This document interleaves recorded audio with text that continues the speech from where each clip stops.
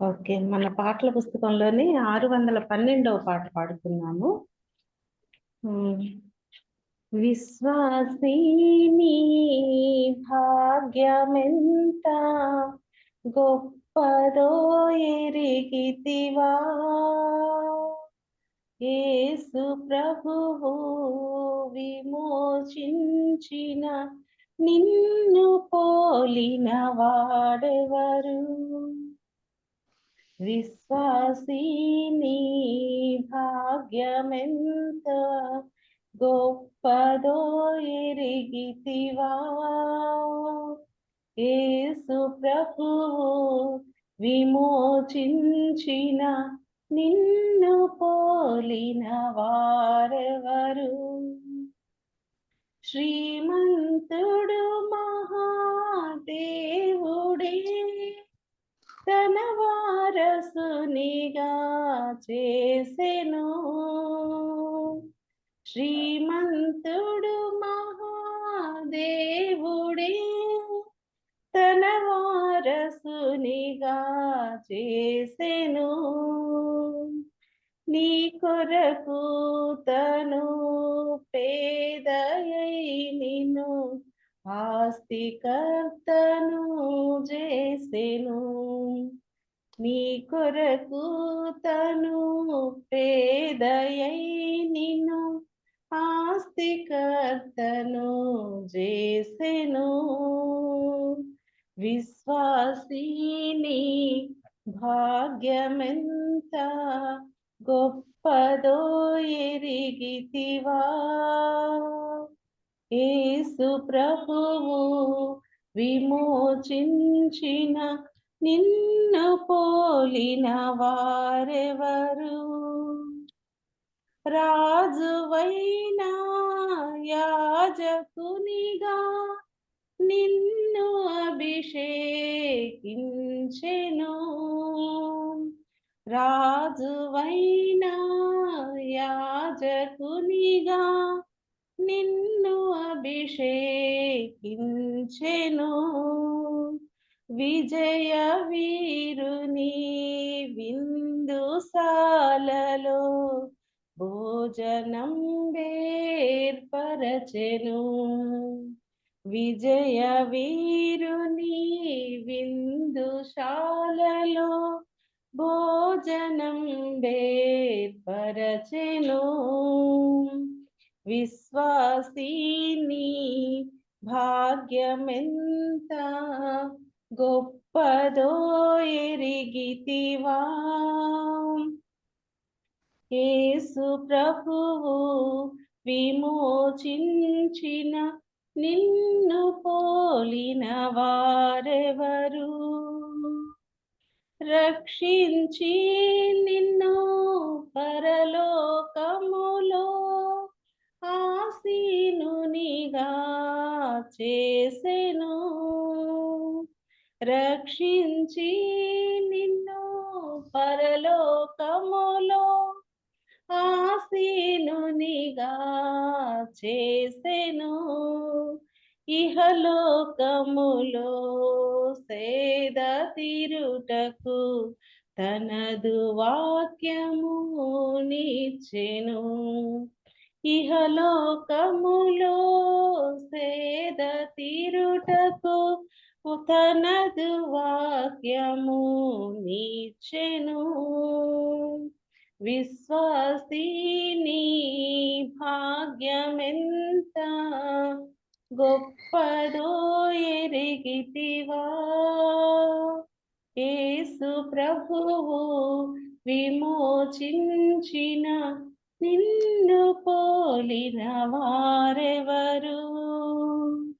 యేసు లేక ఏ ధనము కలిగిన ఓయి దరిద్రుడా, యేసు లేక ఏ ధనము కలిగిన ఓయి దరిద్రుడా, నీదు హృదయము ప్రభువుకియుము, పరమ భాగ్యము పొందుము. నీదు హృదయము ప్రభువు కీయుము, పరమ భాగ్యము పొందుము. విశ్వాసిని భాగ్యమెంత గొప్పదో ఎరిగితివా, యేసు ప్రభువు విమోచించిన నిన్ను పోలిన వారెవరు. యేసు ప్రభువు విమోచించిన నిన్ను పోలిన వారెవరు. Thank you sister. Thank you sister Ammaji గారు, థ్యాంక్ యూ వెరీ మచ్. మరి ఎందుకో జయమణి చార్లెస్ జాయిన్ అవ్వలేదు. మా కేజియా వచ్చాక కేజియా చెప్పండి.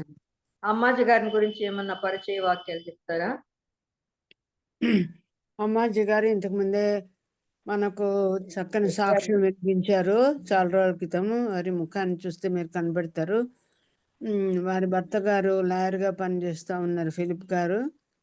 తాను వేరొక చోట ఉన్నారు. కుమార్తె ఎంబీబీఎస్ చేస్తుంది కనుక, థర్డ్ ఇయర్ చదువుతుంది కనుక బిడ్డ కోసం తను బాపట్ల వచ్చారు. అందరి కుటుంబం అంతా కూడా పొన్నూరులో నివాసం చేసేవారు. ఇప్పుడు కూడా బాపట్లలో మన బ్రదర్ అసెంబ్లీలో బ్రదర్ రాజారావు గారి మనుమడు అక్కడ దైవ సేవ చేస్తున్నాడు. ఆ సంఘానికి తల్లి బిడ్డ వెళ్తున్నారు. బ్రదర్ మాత్రం పొన్నూరులోనే ఉంటారు. క్లుప్త వివరణ నేను ఇస్తున్నాను. ఇది రెండోసారి అనుకుంటా వాక్యం చెప్పడంలో, ఇది మూడవసారి మొత్తానికి. కనుక సిస్టర్ గురించి నేను పరిచయం ఇస్తున్నాను. చక్కగా వాక్యం చెప్పగలరు. మరి సోదరి తను కూడా వాక్యం చెప్పేటప్పుడు క్లుప్తంగా తన గురించి మరి కొన్ని సంగతులు చెప్తారని నేను భావిస్తున్నాను. ఈ సమయాన్ని సోదరి అమ్మాజీకి ప్రభు ద్వారా ఇవ్వబడుతుంది. వందనాలు అమ్మాజీ. వీడియో ఆన్ చేసుకోండి సిస్టర్ అమ్మాజీ గారు. పేరు వచ్చిన ప్రతి ఒక్కరికి కూడా వందనాలండి. వందనాలు.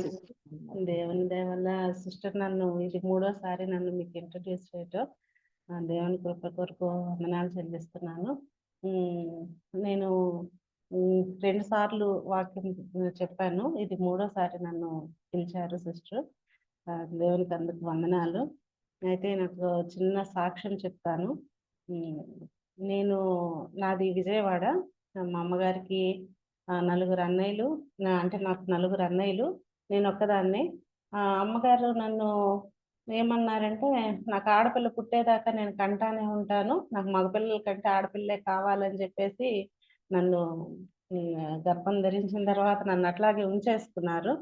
అయితే నేను పుట్టిన 3వ రోజు అమ్మగారికి ఆపరేషన్ చేసి తీయడం వల్ల, అన్నయ్యలు కూడా ఆపరేషన్ చేసే పుట్టడం వల్ల నేను పుట్టేసరికి ఆమెకు అప్పట్లో కొంచెం గర్భసంచి లూజ్ అయ్యి, అంటే వాళ్ళు చేసిన ఆపరేషన్ ఫెయిల్ అయ్యి అది కుట్లన్నీ ఊడిపోయి అమ్మ బాత్రూంలోనే పడి చనిపోయారు. అయితే నాన్నగారు పోస్టల్ సూపరింటెండెంట్గా చేసేవారు. ఆయన పలు ప్రాంతాలు తిరిగారు. కానీ వారు ఎంత ఉన్నతమైన స్థానానికి ఎదిగినా కానీ రక్షణ లేకుండానే చనిపోయారు. అంటే అప్పటికి అమ్మ లేకపోవడం వల్ల, క్రమశిక్షణ అనేది ఇంట్లో లేకపోవడం వల్ల అన్నయ్యలు కూడా అంత క్రమశిక్షణగా బ్రతకలేకపోయారు. దేవుణ్ణి ఎరగని వారుగానే చనిపోయారు. కానీ దేవుడు మాత్రం కడపటి దానిగా పుట్టిన నన్ను మాత్రం దేవుడు తన కృపలో ఎన్నుకొని నాకు అంటే దేవుణ్ణి తెలుసుకునే కృపను నాకు అనుగ్రహించారు. దేవునికి వందనాలు చెల్లించుకుంటున్నాను. తర్వాత నేను డిగ్రీ చేశాను. తర్వాత బిఏ బిఎడి చేశాను. అయితే నాకు బిఈడిలో కూడా నాకు టీచర్ పోస్ట్ వస్తుందని నేను చాలా సార్లు దాన్ని రాశాను, ఒక 3 సార్లు రాశాను. కానీ నాకు అది పోస్టింగ్ ఒక 2 మార్క్స్లో పోయింది. ఆ తర్వాత నాకు ఇంట్రెస్ట్ పోయి ఇంకా నేను రాయలేదు. ఫస్ట్లో నేను చాలా ముద్దుగా ఉండేదాన్ని, కానీ దేవుని కృపలో బిఈడి చేసే వరకు దేవుడు తన కృపను అనుగ్రహించారు. అందుకు దేవునికి వందనాలు చెల్లిస్తున్నాను. తర్వాత నాకు నా బిఈడి అంతా అయిపోయిన తర్వాత నాకు విజయవాడలోని మా సొంత గృహంలో ఉండంగానే నాన్నగారు కూడా చనిపోయారు. ఇంకా అంటే నేను బీఈడీ చేస్తానికి వెళ్తాను, తర్లుపాడు వెళ్తాను అని అనంగా నేను నాన్నగారు వెళ్ళి అక్కడ చూసుకున్నాము. తర్లుపాడులో కాలేజీలో సీట్ వచ్చింది బీఈడీకి వెళ్తాను అన్నప్పుడు ఒక 3 రోజుల లోపు నాన్నగారు చనిపోయారు. ఇంకా నేను బీఈడీ కూడా అప్పుడు చేయలేకపోయాను. ఆ తర్వాత నాకు మ్యారేజ్ అయింది. నాకు ఆహ్, హ్మ్, నా భర్త పేరు ఫిలిప్. ఆయన అడ్వకేట్‌గా చేస్తున్నారు. అత్తయ్య పేరు ఆలీసమ్మ. మా మామగారి పేరు నాగభూషణం. ఆహ్, దేవుని కృపలో వారందరూ కూడా దేవుణ్ణి ఎరిగిన వారుగా ఉన్నారు. అందుని బట్టి వందనాలు. దేవునికి వందనాలు చెల్లిస్తున్నాను. మామయ్య మాత్రం దేవుణ్ణి ఎరగలేదు. సరే అంతవరకు ఓకే అయినా గానీ, నా భర్త కూడా ఇప్పటికి దేవుడిని తెలుసుకోలేదు. అంటే దేవుని గురించి తెలుసు. కాకపోతే ఆయన అనేది ఒకటే ఏంటంటే, నేను లాయర్‌గా చేస్తున్నాను. ఎన్నో అబద్ధాలు ఆడాల్సుంటది. కొన్ని కొన్ని పనులు చేయాల్సుంటది దేవునికి వ్యతిరేకంగా. తెలియక చేస్తే అది క్షమాపణ ఉంటది గానీ, తెలిసి కూడా నేను చేశానంటే నాకు క్షమాపణ ఉండదు. కాబట్టి నేను దేవునికి కొంచెం దూరంగానే ఉంటానంటారు కానీ, వాక్యమంతా తెలుసు. ప్రేయర్ చేసుకుంటూ ఉంటారు. ప్రతి సెకండ్ కూడా దేవుని మీద ఆధారపడుతూనే ఉంటారు. మాకంటూ ఆస్తిపాస్తులేమీ లేకపోయినా ఇప్పటికీ మేము తృప్తిగా తిని, తృప్తిగా, సంతోషంగా ఉండడానికి కారణం ఏంటంటే, నా భర్త ప్రార్థనా జీవితం అని నేను అనుకుంటాను. ఎందుకంటే అంతగా దేవుని మీద ఆయన ఆధారపడుతూ ఉంటారనమాట. నాకు 2 పిల్లలు. నా పాప పేరు షకీనా గోల్డీ. ఆ పాప ఏలూరులో ఎంబీబీఎస్ చదువుతుంది. థర్డ్ ఇయర్‌లో ఉంది. తర్వాత నా కుమారుడు మాథ్యూ ఫిలిప్. అతను ఇప్పుడు ఐసర్ కంపెనీలో జాబ్ చేస్తున్నారు. నిజంగా ఆ జాబ్ కూడా చాలా అద్భుతంగా దేవుని కృపలో వచ్చిందని అనుకోవాలి. బాబు కాలేజ్‌లో ఉన్నప్పుడు ప్లేస్‌మెంట్స్ వచ్చినాయి గానీ మద్రాస్ ఎళ్ళాల్సొస్తే అక్కడికెళ్ళాడు. కానీ వాళ్ళు డబ్బులు తీసుకున్నారు. ఏదేదో అక్కడ సంథింగ్ కొంచెం గొడవ జరిగి వచ్చేసాడు. ఇంకా ఇంట్లోనే ఉంటున్నాడు. కానీ వాడెంత ఆహ్, అంటే నా కుమారుడని నేను చెప్పుకోకూడదేమో కానీ, చాలా విధేయత కలిగిన వాడుగా దేవుని పట్ల ఉంటాడు. ప్రతి సెకండ్ కూడా దేవుని మీద ఆధారపడి జీవిస్తాడు. దేవుని యందు భయభక్తులు కలిగుంటాడు. ఒక చెడ్డ మాట మాట్లాడటానికి కూడా అసలు చాలా భయపడతారనమాట. దేవుని వాక్యానుసారంగా జీవించడానికి ఇద్దరు పిల్లలకి ఇష్టము. అయితే మాథ్యూ భోపాల్ వెళ్ళాడు. అక్కడే అప్రెంటిస్‌గా జాయిన్ అయ్యాడు.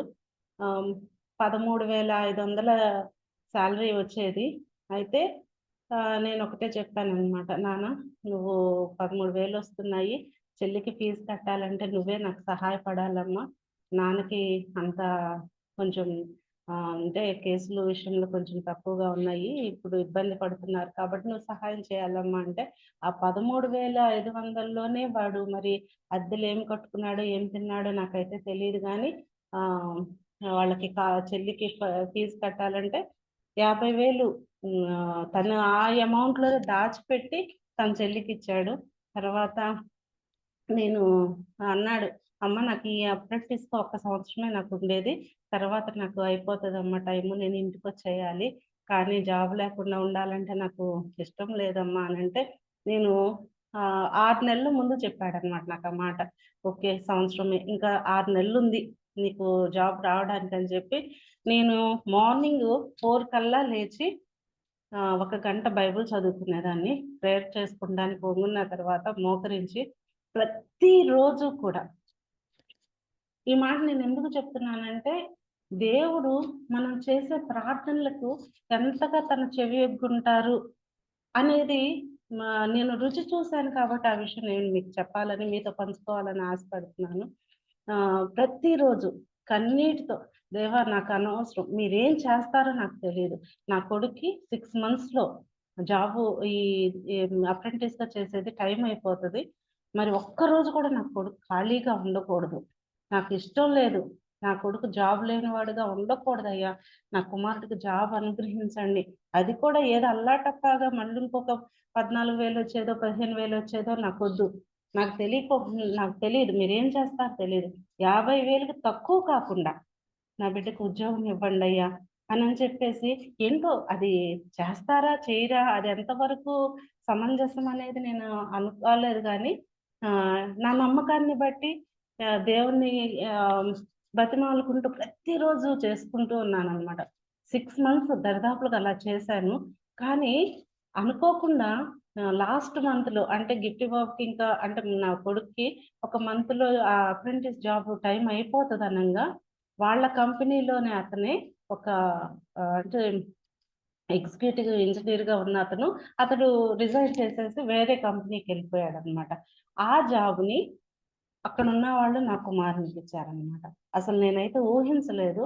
అది ఒక నెల ముందే నేను ఒక్కరోజు కూడా నా కొడుకు ఖాళీగా ఉండకూడదయ్యా అని బ్రతిమాలుకున్నందుకు దేవుడు ఒక నెల ముందుగానే నా కుమారునికి ఆ జాబ్ ఇచ్చారు.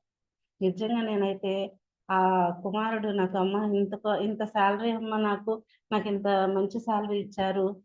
నాకు ఇంత ముందు జాబ్ వచ్చిందమ్మా అనంటే నేనసలు ఊహించలేకపోయానన్నమాట. అంటే దేవుడు ఎలాంటి వారు ప్రార్థన చేసినా కానీ నా మటుకు నేను చాలా సార్లు నా ప్రార్థన గూడా వింటారా దేవుడు? నేనెక్కడో ఉన్నదాన్ని నా ప్రార్థన గూడా వింటారా అనుకునేదాన్ని. దేవుడు నా ప్రార్థన విని నా కుమారునికి జాబ్ ఇచ్చారు. అయితే కుమారుని బట్టి నేను ఈ రోజుకి కూడా తను అన్ని సబ్జెక్టులు అదే మెకానికల్ ఇంజినీర్‌లో పాస్ అయినందుకు ఎట్ ఎ టైమ్ పాస్ అయినందుకు ఈ రోజుకి నేను కృతజ్ఞత చెప్తాను. ఉద్యోగం వచ్చే సంవత్సరం అవ్వొస్తున్నా కానీ నేను ఈ రోజుకి మరలా కృతజ్ఞత చెప్తూనే ఉంటానన్నమాట. దేవునికి ఏమిచ్చినా మనం రుణం తీర్చుకోలేం. నా కుమారుని విషయంలో అంత గొప్ప కార్యం చేసిన దేవుడు, నా కుమార్తె విషయంలో కూడా నా కుమార్తె ఎంబీబీఎస్ చదువుతున్నప్పుడు నేను, నా కుమార్తె ఏలూరులో ఉంటున్నాము. ఆ ఏలూరులో ఉంటున్నప్పుడు నా కుమార్తెకి ఒక్కసారిగా ఫిట్స్ ఎక్కువగా వచ్చేసినాయి ఒక మంత్‌లో కాదు 2 మంత్స్ అంటే 1 ½ మంత్‌లో ఎక్కువగా విపరీతంగా వారానికొకసారి వస్తా ఉండేది. ఎలాగా నేను భయపడిపోయానంటే, ఈ రోజుకి కూడా ఆ ఫిట్స్ ఆగిపోయి సంవత్సరం అవుతున్నా నేను ఈ రోజుకి కూడా ఆ భయం నుండి బయటికి రాలేకపోయానన్నమాట. అంతగా భయపడిపోయాను. అయితే నాకు దేవుడు ఆ కష్టాన్ని నేను ఎదుర్కోలేననుకున్నారో మరి ఏమో నాకు తెలీదు కానీ, దేవుడు నాకు 3 కలలు చూపించారు. ఒకటి ఆహ్, ఎక్కడైనా మేఘము ఉంటే పైనుంటే దాని క్రింద వర్షం పడతది. అయితే నా దగ్గర ఒక బైబిల్ స్టాండ్ ఉందన్నమాట. నేను ఆ బైబిల్ స్టాండ్ మీద బైబిల్ పెట్టుకొని చదువుకుంటుంటే, ఆ బైబిల్ మీద వర్షం పడుతుంది. ఎలా పడుతుంది? మేఘం కిందుంది. వర్షమేమో పైన పడుతుంది. అలా ఒక కల చూపించారు. దానికి అర్థమేంటో నాకు తెలీదు. కానీ తర్వాత ఒక 3 ఆవులు దున్నపోతులంటారు కదా! అడవిలో ఉండేటువంటి జుట్టున్న పెద్ద పెద్ద దున్నపోతులు. ఆ 3 దున్నపోతులు నా మీద దాడి చేస్తున్నట్లుగా ఒక్కసారిగా మీదకొచ్చేస్తున్నట్లుగా కలగన్నాను. అప్పుడు నేను అర్థం చేసుకోలేదు. తర్వాత 3 పెద్ద పెద్ద గుర్రాలు అవి కూడా చాలా స్పీడ్‌గా నా మీదకొస్తున్నట్లుగా కలగన్నా. తర్వాత అది కూడా నేను అర్థం చేసుకోలేదు. ఎందుకొస్తున్నాయో ఇవి అనుకున్నానే కానీ నాకు తెలీదు. తర్వాత లాస్ట్ సారిగా 3 ఆహ్, ఆఫ్రికన్ ఎలిఫెంట్స్ అంటారు కదా! అంత పెద్ద ఎలిఫెంట్స్ అన్నమాట. అవి కూడా నా మీద దాడి చేయటానికొచ్చినియి. ఆ తర్వాత ఈ కలలు 3 అయిపోయిన తర్వాత 4 కలలు అయిపోయిన తర్వాత నేను పాపకి ఆరోగ్యం బాగోక పాప చాలా బాధపడుతుంటే అంటే తను ఆరోగ్యరీత్యా చాలా ఇబ్బంది పడుతుంటే, నేను పడిన నరకము లేదా నా కుమార్తె పడిన నరకము ఎంతగా అంటే అది నేను చెప్పలేను. అది ఆ కలల రూపంలో ఆ భారమైన దాన్ని దేవుడు నాకు ఆ విధంగా తెలియచేశారేమో అనుకుంటాను. దానియేలు గ్రంథంలో నిజంగా అట్లా ఉంటది గదా! అలాంటి కలలు నాకిచ్చారు. అంటే ఆ భారాన్ని నేను తెలుసుకోలేకపోయాను. కానీ నేనప్పుడు దేవుని సన్నిధిలో దేవా నాకేంటి కలలొస్తున్నాయి. ఇంత భయంకరమైన కలలు నేను ఓర్చుకోలేకపోతున్నాను తండ్రి అని నేను దేవుని సన్నిధిలో మొరపెట్టినప్పుడు, ఆ తర్వాత నెమ్మదిగా పాపకి టాబ్లెట్స్ ఎక్కువగా పవరున్న వాటిని వాడడం వల్ల ఆ ఫిట్స్ ప్రస్తుతానికైతే రావట్లేదు. ఆ పాప విషయంలో, ఆరోగ్యం విషయంలో మీరందరూ తప్పనిసరిగా ప్రార్థన చేయండి. నాకు ఇంకా ఉన్న ఒక ఆలోచన ఏంటంటే నా భర్త మారు మనసు పొందాలని చాలా ఆశపడతాను. ఆయనకి మారు మనసు ఉందా? లేదా? అంటే భక్తి జీవితం అయితే ఉంది కానీ, దేవుని సన్నిధికైతే రావడం అనేది లేదనమాట. అదే నాకు కొంచెం లోటు. నేను ఆ లోటును గూడా దేవుడు నాకు పూర్తి చేయాలని నేను కోరుకుంటున్నాను. దేవుడు నా పట్ల ఎంతో కృప కలిగి ఉన్నారు. నేను ఇప్పటికీ కూడా దేవుని సన్నిధిలో నిలబడగలుగుతున్నాను అంటే ఆయన చూపిస్తున్న కృపే. అయితే మేమందరము కూడా ఇక్కడ పొన్నూరులో ఐజక్ బాబు గారని, రాజారావు గారి కుమారుడు ఐజక్ బాబు గారి సన్నిధిలో అంటే అక్కడ బాప్తిసం తీసుకున్నాను.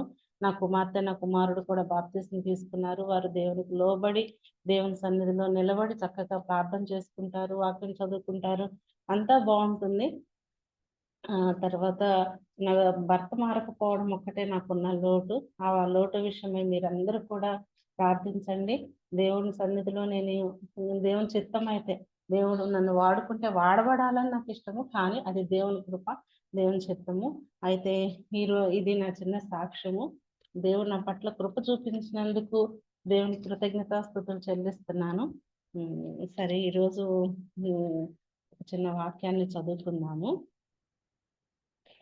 యెహెజ్కేలు గ్రంథము 14వ అధ్యాయము, యెహెజ్కేలు గ్రంథము 14వ అధ్యాయము 21వ వచనాన్ని చదువుకుందాం. యెహెజ్కేలు గ్రంథము 14వ అధ్యాయము 21వ వచనం. ప్రభువగు యెహోవా ఈ మాట సెలవిచ్చుచున్నాడు, మనుషులను పశువులను నిర్మూలము చేయవలెనని నేను ఖడ్గము చేతను, క్షామము చేతను, దుష్ట మృగముల చేతను, తెగులు చేతను ఈ 4 విధముల యెరూషలేము మీద తీర్పు తీర్చిన ఎడల అట్టి వారుండినను వారు దాన్ని రక్షింపలేరు అనే మాట చూస్తున్నాం. ఇక్కడ ఒక చిన్న ప్రార్థన చేస్తున్నాము. పరిశుద్ధుడు, ప్రేమ, నమ్మకం కలిగిన మా దేవ, మా తండ్రి, మీ బంగారు పాదాలకు వందనాలు, స్తుతులు, స్తోత్రం నాయన. ఇదిగో తండ్రి, చాలా నెలల తర్వాత మరలా నాయన మీ కుమార్తెలతో పాటుగా నేను కూడా మీ సన్నిధిలో ఆయన శిరస్సు ఉంచడానికి మీరిచ్చిన కృపను బట్టి మీకు వందనాలు నాయన. ఇదిగో తండ్రి, నేను అయోగ్యురాలను, అపాత్రురాలను, ఏమాత్రం యోగ్యత అర్హత లేని దానను తండ్రి. కానీ మీ నోటి మాట నా నోట ఉంచి నాయన మేము మారు మనసు పొందడానికి నాయన, మీకు ఇష్టమైన జీవితాలను మేము జీవించడానికి తగిన వాక్యాన్ని మాతో నాయన మీరు పంచుకునమని బ్రతిమాలు కొంచున్నాను. సహాయం చేయండి. చేరి వచ్చిన ప్రతి ఒక్కరిని కూడా మీరు ఆశీర్వదించి దీవించమని నాయన, మీరు నాకు తోడుగా ఉండి నాతో మీరు మాట్లాడుతూ మేము నేర్చుకోవడానికి మీ కృప చూపిస్తారని నమ్మి కృతజ్ఞతాస్తుతులు చెల్లిస్తూ ఈ మనవులను యేసుక్రీస్తు వారి నామమున బ్రతిమాలి అడిగి వేడుకొంచున్నాను తండ్రి. ఆమేన్. ఆమేన్. ఇక్కడ మనం చూసినట్లయితే 14వ అధ్యాయం 21వ వచనంలో ఇక్కడ మనం వాస్తవంగా 12వ వచనం దగ్గర నుండి చదువుకోవాలి, కానీ నాకు మెయిన్ గా ఉన్నటువంటి వచనము 21 అన్నమాట. ప్రభువు యెహోవా ఈ మాట సెలవిచ్చుచున్నారు, మనుషులను పశువులను నిర్మూలము చేయవలెనని నేను ఖడ్గము చేతను, క్షామము చేతను, దుష్ట మృగముల చేతను, తెగులు చేతను ఈ 4 విధముల యెరూషలేము మీద తీర్పు తీర్చిన ఎడల అట్టి వారుండినను వారు దాన్ని రక్షింపలేరు అనంది. ఇక్కడ మనం చూసినట్లయితే ఇక్కడ దేవుడి పరలోకపు తండ్రి మాట్లాడుతున్న మాటలు, ఆయన మాట సెలవిస్తున్న మాటను మనం చూస్తున్నాం. ఏమనంటే ఆయన నిర్మూలం చేయాలనుకుంటున్నారు, మనుషులను పశువులను నిర్మూలం చేయాలని అనుకుంటున్నారు. అదేంటి, మనం విన్నది ఎన్నోసార్లు ఆయన కృప కలిగిన వాడు, కనికర సంపన్నుడు, జాలి కలిగిన వాడు అని మనం చాలా సార్లు వినుంటాము. కానీ అంతగా విన్న మన దేవుడు ఇక్కడ ఏమని ఉంటున్నారు, మనుషులను పశువులను నిర్మూలం చేయాలని అనుకుంటున్నారు. దేని చేత అంటే అక్కడ ఉంది, ఖడ్గము చేతను, క్షామము చేతను, దుష్ట మృగముల చేతను, తెగులు చేతను అననేమాట. అంటే ఆయన ఏ విధంగా చేతనైనా సరే, మనం చూసాం కదా కొంతకాలం క్రితం కరోనా అని ఒక చిన్న వైరస్, ఆ చిన్న వైరస్ వస్తే ప్రపంచం అంతా కూడా వణికిపోయింది. ఆ ప్రపంచం ఎంతగా వణికిపోయిందంటే నిజంగా ఒక చోట నుండి ఒక చోటకి ప్రయాణాలు చేసుకోలేకపోయారు. ఇంట్లో వాళ్ళకే సహాయం చేసుకోలేనంతగా వారు ఎంతగానో బాధింపబడ్డారనమాట. ఇక్కడ కూడా దేవునికి అసాధ్యమైంది ఏదీ లేదు. ఆయన ఎందుకు ఇంతగా అంటే మనుషులను పశువులను ఎందుకు నిర్మూలం చేయాలని అనుకుంటున్నారు? దేని చేత అంటే ఖడ్గం చేత, అంటే యుద్ధాల ద్వారా కావచ్చు, క్షామము కరువుల ద్వారా కావచ్చు, తర్వాత దుష్ట మృగముల చేత, ఏ చిన్న వైరస్ వస్తేనే అంత మనం బాధపడ్డాము, అలాగే తెగులు చేత, ఇలా 4 విధాలుగా కూడా దేవుడు వారిని బాధపరచాలనుకున్నారు. ఎవరిని అంటే అక్కడ యెరూషలేము మీద తీర్పు తీర్చిన ఎడల, ఇక్కడ యెరూషలేము మీద అని అంటున్నారు. యెరూషలేం అంటే ఏంటి అంటే శాంతికరమైనటువంటి ప్రదేశము, అంటే నెమ్మదిని కలిగినటువంటి ప్రదేశం అన్నమాట. ఈ ప్రదేశాన్ని అంటే శాంతికరమైనటువంటి నగరము లేదా సంపూర్ణత అని అర్థం అన్నమాట. అంటే ఇది హీబ్రూ భాషలో చెప్పబడినటువంటి పదం. అయితే ఇంత నెమ్మది కలిగినటువంటి ఈ దేశం మీదకి దేవునికి ఎందుకంత కోపం, ఎందుకంత ఉగ్రత, ఎందుకు ఆయన అంతగా వాటిని హింసించాలనుకుంటున్నారు? ఎందుకు అంటే ఆయన కనికర సంపన్నుడు కదా! మరి అలాంటప్పుడు దేవునికి అంత కోపం కూడా ఎందుకు వచ్చింది అని మనం చూసినట్లయితే, ఇక్కడ మనకు 13వ వచనం గనుక మనం చూసినట్లయితే, ఇదే అధ్యాయము 14వ అధ్యాయము 13వ వచనం గనుక చూసినట్లయితే అక్కడ ఏమనుందంటే, నరపుత్రుడా, ఏ దేశమైతే విశ్వాసఘాతకమై నా దృష్టికి పాపము చేసినదో దానికి నిన్ను విరోధినై అని అంటున్నారు. ఇక్కడ దేవుడు చూస్తుంది ఎందుకు అక్కడ యెరూషలేము మీద తీర్పు తీర్చిన ఎడల అని అంటున్నారు. అంటే యెరూషలేము మీద తీర్పు తీర్చడానికి కారణం ఏంటి? అంత శాంతికరంగా ఉండేటువంటి దేశం మీద దేవునికి అంత కోపం ఎందుకు వచ్చింది అని చూసినట్లయితే, ఇక్కడ ఒక మాట అంటున్నారు, నరపుత్రుడా, ఏ దేశమైతే విశ్వాసఘాతకమై అనే మాట చూస్తాం. అక్కడ విశ్వాసఘాతకము అనే మాటను గనక మనం చూస్తే, దేవుని దృష్టిలో విశ్వాసఘాతకం అనేది బహు భయంకరమైనటువంటి పాపం అన్నమాట. సామెతలు 23వ అధ్యాయము 27, 28 వచనాల్లో కనుక మనం చూసినట్లయితే, సామెతలు 23, 27, 8 వచనాల్లో కనుక చూసినట్లయితే మనకు అక్కడ ఒక మాట ఉంటుంది. వేశ్య లోతైన గొయ్యి, పరస్త్రీ ఇరుకైన గుంట, దోచుకున్న వారు పొంచి ఉండునట్లు అది పొంచి ఉండును, అది బహుమందిని విశ్వాసఘాతకులుగా చేయును అని అన్న. ఇక్కడ విశ్వాసఘాతకము అనేటువంటి పాపాన్ని దేవుడు దేంతో పోలుస్తున్నారంటే ఒక వేశ్యతో పోలుస్తున్నారు. అంతేకాకుండా దోచుకునే వారితో పోలుస్తున్నారు అన్నమాట. విశ్వాసఘాతకము అసలు అంటే ఏంటి? ఆ పదానికి అర్థం ఏంటి? ఆ పదంలో ఏముంది? ఎందుకు దేవునికి అంత కోపము అని అంటే, మనం 2వ రాజుల గ్రంథాన్ని కనుక చూసినట్లయితే, 2వ రాజుల గ్రంథం 17వ అధ్యాయము 13, 14, 15 వచనాల్లో చూసినట్లయితే, ఆ 3 వచనాలు నేను ఇప్పుడు చదవట్లేదు, కానీ ఆ వచనాల్లో దేవుని యొక్క ఉద్దేశం ఏంటి, విశ్వాసఘాతకం అంటే ఏంటి దేవుని ఉద్దేశంలో అనే మాటను మనం అక్కడ చూస్తే, అక్కడ ఏమనుందంటే మీరు చూడొచ్చు, 2వ రాజుల గ్రంథము 17వ అధ్యాయము 13 నుండి 15 వచనాల్లో ఉన్న మాటలను నేను చెప్తున్నాను అన్నమాట. ఏమనంటే, విశ్వాసఘాతకులు అంటే ఎవరు అనంటే, దుర్మార్గమును విడిచిపెట్టని వారు, ధర్మశాస్త్రంలోని ఆజ్ఞలను కట్టడలను ఆచరించని వారు, మూడోది ధర్మశాస్త్రమును విసర్జించి వ్యర్థులైన వారు, నాలుగవది జనుల మర్యాదలను అనుసరించి వారి వంటి వారైన వారు, ఐదవది దేవుని మాట వినని వారు అనే మాటను. అంటే దీని ప్రకారంగా మనకి ఏం అర్థమవుతుంది? 13 నుండి 15 వచనాల్లో ఉన్న మాటల ప్రకారంగా మనకి ఏం అర్థమవుతుంది అంటే, వారు దేవునికి వ్యతిరేకముగా, దేవుడు తన కనికరమును చూపించినప్పుడు ఆ కనికరమును లెక్కించక వ్యతిరేకంగా జీవించిన వారు, దేవుణ్ణి విసర్జించిన వారు, దేవుని మాట వినని వారుగా మనకు అక్కడ అర్థమవుతుంది అనమాట. ఏ విషయంలోనైనా సరే, ఒక కుటుంబంలో కానీ, ఒక వ్యక్తి జీవితంలో కానీ, లేదా దేశంలో కానీ ఇటువంటి లక్షణాలు కనపడినాయి అనుకోండి, అంటే దేవుని దుర్మార్గాన్ని విడిచిపెట్టకుండా, ధర్మశాస్త్రంలోని ఆజ్ఞలను కట్టడలు అనుసరించకుండా, దేవుని మాట వినకుండా, ధర్మశాస్త్రాన్ని విసర్జించి వ్యర్థులుగా తిరిగిన వారైనప్పటికీ, లేదా జనుల మర్యాదను అనుసరించి తిరుగుతున్న వారిని, ఇటువంటి వారిని బట్టి దేవునికి ఎంతో బాధ ఉంటుందన్నమాట. దేవుడు అంత కోపపడటానికి కారణము ఆయన చెప్పొచ్చు కదా అంటాం, కానీ మనము ఆది కాండం నుండి చూసుకుంటే నేటి మన జీవితాల వరకు కూడా దేవుడు ఎన్నోసార్లు మనం పాపం చేయకుండా ఉండాలని మనకు ధర్మశాస్త్ర గ్రంథాన్ని పరిచయం చేశారు. దేవుని నోటి మాటను ఆజ్ఞల రూపంలో మనకు అనుగ్రహించారు. మనం ఎంతగా దేవుని మాటను వింటున్నాము, అసలు మనం దేవుని మాటను వింటున్నామా? వాక్యముగా చదివేసి వదిలేస్తున్నామా? లేకపోతే ఎవరన్నా సేవకులు చెప్తూ ఉంటే ఆ సేవకులు చెప్పిన దాన్ని అక్కడ మందిరంలో ఉన్న వరకు వినేసి ఆనందపడుతున్నాం. అబ్బా, ఈరోజు వాక్యం సేవకులు ఎంత గొప్పగా చెప్పారో అని ఆనందపడిపోతున్నాం. ఇలాగ ఎవరన్నా జూమ్ మీటింగ్ లో చెప్తుంటే చాలా బాగా చెప్పారు సిస్టర్ అనుకొని అంతవరకే వదిలేస్తున్నాం.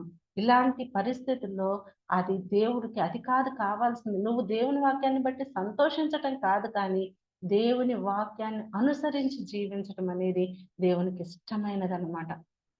అయితే దేవునికి ఇష్టమైన వారముగా మనం జీవించకపోతే దేవుడు మనల్ని ఏమంటున్నారంటే విశ్వాసఘాతకులారా అంటున్నాడు.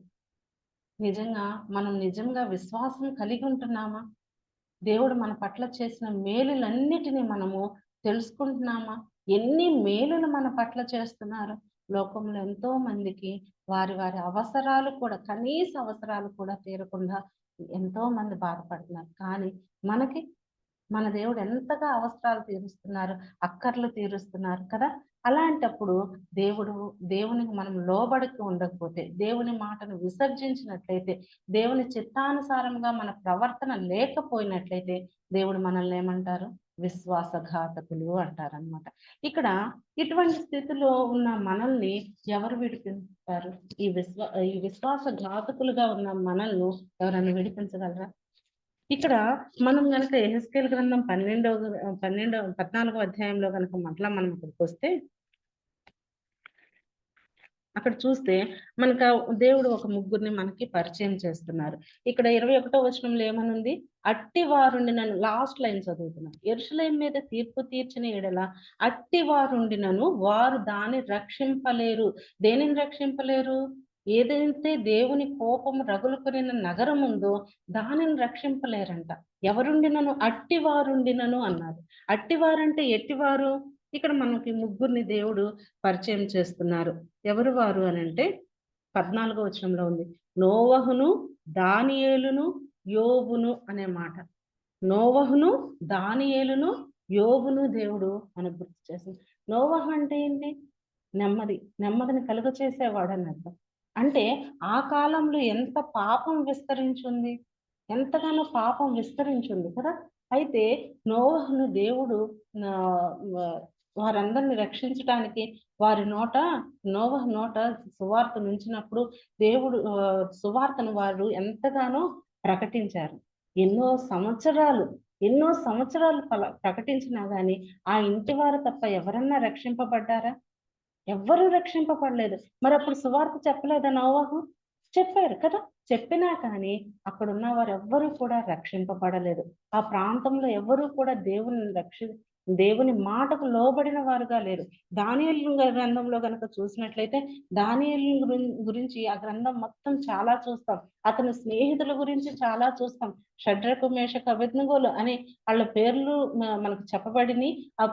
వారు ప్రకటించిన సువార్తను మనము చూస్తూనే ఉన్నాం. అక్కడ రాజు ఒక విగ్రహాన్ని ప్రతిష్ఠించి దానికి మొక్కమన్నప్పుడు వారు ఎవరైనా సరే రాజు మాటనే విన్నారు, కానీ మేము విగ్రహాలకు మొక్కము అని ఈ చెప్పిన దానియేలు గారు షడ్రకు, మేషకు, అబేద్నెగోల మాటలు విన్నారా? ఎవరు వినలేదు.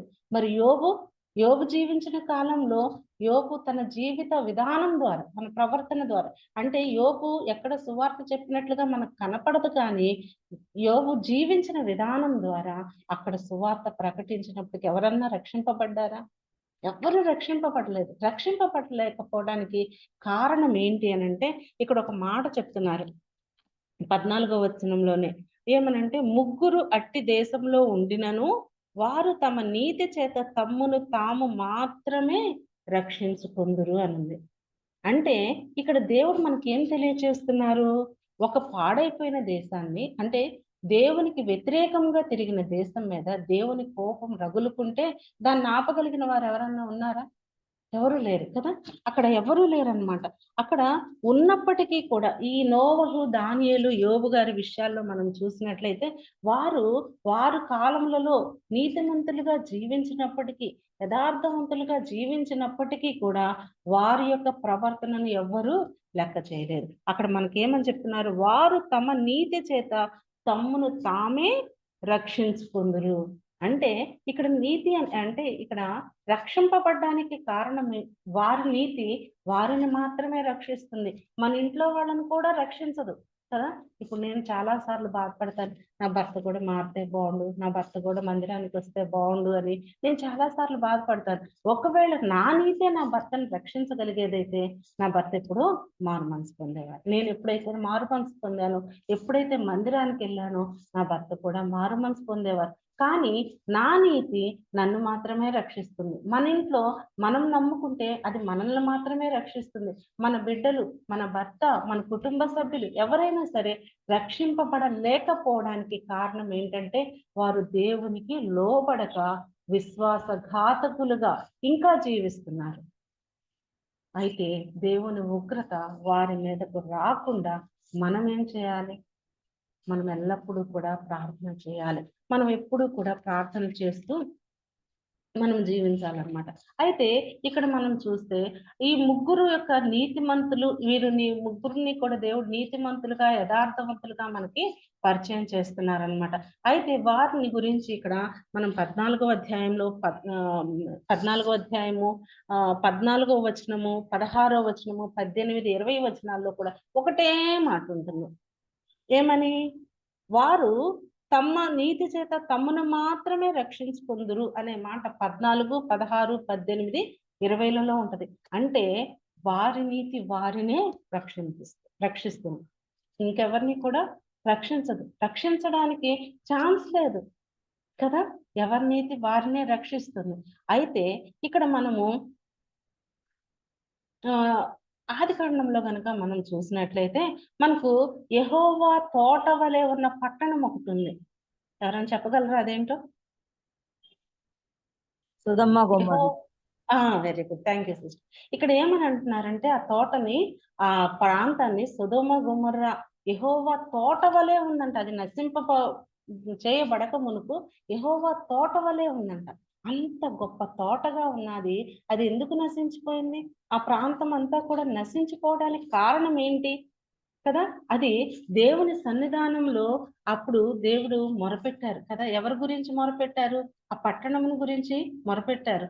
అయితే ఆ పట్టణంలో నీతిమంతుల గురించి మొరపెట్టారు. పట్టణం అంతా రక్షింపబడాలని కాదు, కానీ ఆ పట్టణంలో ఎంతమంది ఫస్ట్ ఏ సంఖ్య నుండి మొదలు పెడతారు దేవుడు?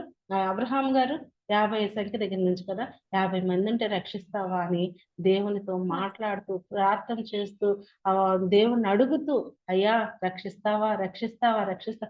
ఆ ప్రార్థన, అబ్రహాం గారు చేసినటువంటి ప్రార్థన, ఆ నశించిపోయే సొదొమ గొమొర్రా పట్టణంలో నుండి లోతును అతని కుటుంబాన్ని రక్షించడానికి సహాయపడింది.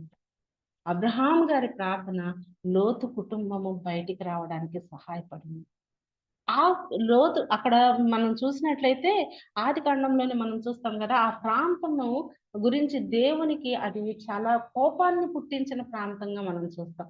ఎందుకంటే అక్కడ భయంకరమైన వ్యభిచారం, భయంకరమైనటువంటి పరిస్థితులు ఆ ప్రాంతాల్లో ఉన్నాయి. కానీ అబ్రహాము గారు చేసిన ప్రార్థన లోతును రక్షింపబడ్డానికి. లోతు నీతిమంతుడే, కానీ అతని గురించి అతను ఏమైనా ప్రార్థన చేసుకున్నట్లుందా? లేకపోతే ఆ ప్రాంతాన్ని గురించి ప్రార్థన చేసినట్లుందా? లేదు కదా. ఎక్కడ కూడా ఆ విషయం మనకు రాయబడలేదు. కానీ అబ్రహాము చేసినటువంటి ప్రార్థన లోతు కుటుంబము రక్షింపబడడానికి కారణమైంది. కానీ సొదొమ గొమొర్రా నశించిపోయింది. ఎందుకు? దేవుని ఉగ్రతకు అది కారణమైంది. అంటే అక్కడ ఎలాంటి జనం ఉన్నారు? విశ్వాసఘాతకులు ఉన్నారు. విశ్వాసఘాతకులు అంటే మనం ఇందాక చూసాం కదా, 2 రాజుల గ్రంథము 17వ అధ్యాయము 13 నుండి 15 వచనాల్లో ఉన్న మాటలు మనం చూసాం. అంటే దేవుని మాటకు లోబడని వారు, దేవుని వాక్యాన్ని విసర్జించిన వారు, దేవుని సన్నిధిలో కనపడని వారు, ఎన్నో విషయాలు అక్కడ మనం చూసాం. 5 పాయింట్లు మనం చూసాం. అక్కడ సొదొమ గొమొర్రా నశించిపోయింది. అక్కడ లోతు ఉన్నాడు. ఆ లోతుని బట్టి సొదొమ గొమొర్రా మొత్తాన్ని దేవుడు రక్షించవచ్చు కదా మనం అనుకుంటాం. కానీ అతని నీతి అతన్ని మాత్రమే రక్షించింది. అక్కడ చూస్తాం మనం ఏమని, ఇక్కడ యెహెజ్కేలు గ్రంథం 14వ అధ్యాయంలో, నా జీవం తోడు వారు తమ్మును మాత్రమే రక్షించుకుందురు గాని కుమారులనైనను కుమార్తెలనైనను రక్షింపజాలకుందురు అనే మాట మనము 16వ వచనంలో చూస్తున్నాం అన్నమాట. 16వ వచనంలో నా జీవము తోడు, నా జీవం తోడు. దేవుడు అక్కడ ఎందుకు అంత కోపపడుతున్నారు? అంత ఉగ్రతకు దేవునికి అంత ఉగ్రత రావడానికి కారణం ఏంటంటే వారు విశ్వాసఘాతకులుగా జీవించారు. దేవునికి విశ్వాసఘాతకులు అంటే చాలా అసహ్యం అన్నమాట. ఎందుకంటే ఎన్నిసార్లు గద్దించినను లోబడని వారు. అందుకని దేవుడు వారిని నశింప చేయడానికే ఇష్టపడుతున్నారు అన్నమాట. సొదొమ గొమొర్రా పట్టణాన్ని నశించిపోయింది. నేటికి కూడా అక్కడ ఒక్క గడ్డి పరకు కూడా మొలవదంట. ఇప్పటికే కాదు, ఇంకా తరతరాలకి కూడా అది గడ్డి పరకను కూడా మొలవనివ్వనటువంటి ఉగ్రతకు, దేవుని ఉగ్రతకు గురైంది. అయితే ఇక్కడ మనం ఆ విషయాన్ని చూస్తున్నాము. సామెతలు 2వ అధ్యాయము 22వ వచనంలో కనుక ఒక మాట చూస్తే అక్కడ ఒక మాట చూస్తాం. సామెతలు 2:22. భక్తిహీనులు దేశంలో నుండకుండా నిర్మూలమగుదురు, విశ్వాసఘాతకులు దానిలో నుండి పెరికివేయబడుదురు. ఎందుకు దేవుడు అంత కోపంతో దాన్ని నశింప చేయడానికి కారణం ఏంటంటే దేవునికి విశ్వాసఘాతకులు పెంచి పోషించడం దేవునికి ఇష్టం లేదు. అక్కడ ఏమని అంటున్నారు? భక్తిహీనులు దేశంలో ఉండకుండా నిర్మూలమగుదురు. ఎవరైతే భక్తిహీనులుగా జీవిస్తున్నారో, ఎవరైతే విశ్వాసఘాతకులుగా ఉన్నారో దేవుని దృష్టిలో వారు అసహ్యమైనటువంటి వారన్నమాట. వారిని దేవుడు ఇష్టపడటం లేదు, సహించుకోవడం లేదు. నువ్వు నేను ఉన్నా కానీ మనం కూడా ఎలా ఉన్నాం? విశ్వాసఘాతకులుగా ఉన్నామా? మనల్ని మనం పరిశీలించుకోవాలి. చాలా సార్లు మనం విశ్వాసఘాతకులమే ఉంటాం కదా. ఇక్కడ పెద్ద తప్పిపోయిన కుమారుల్లో మనం చూస్తాం. ఏం చూస్తాము?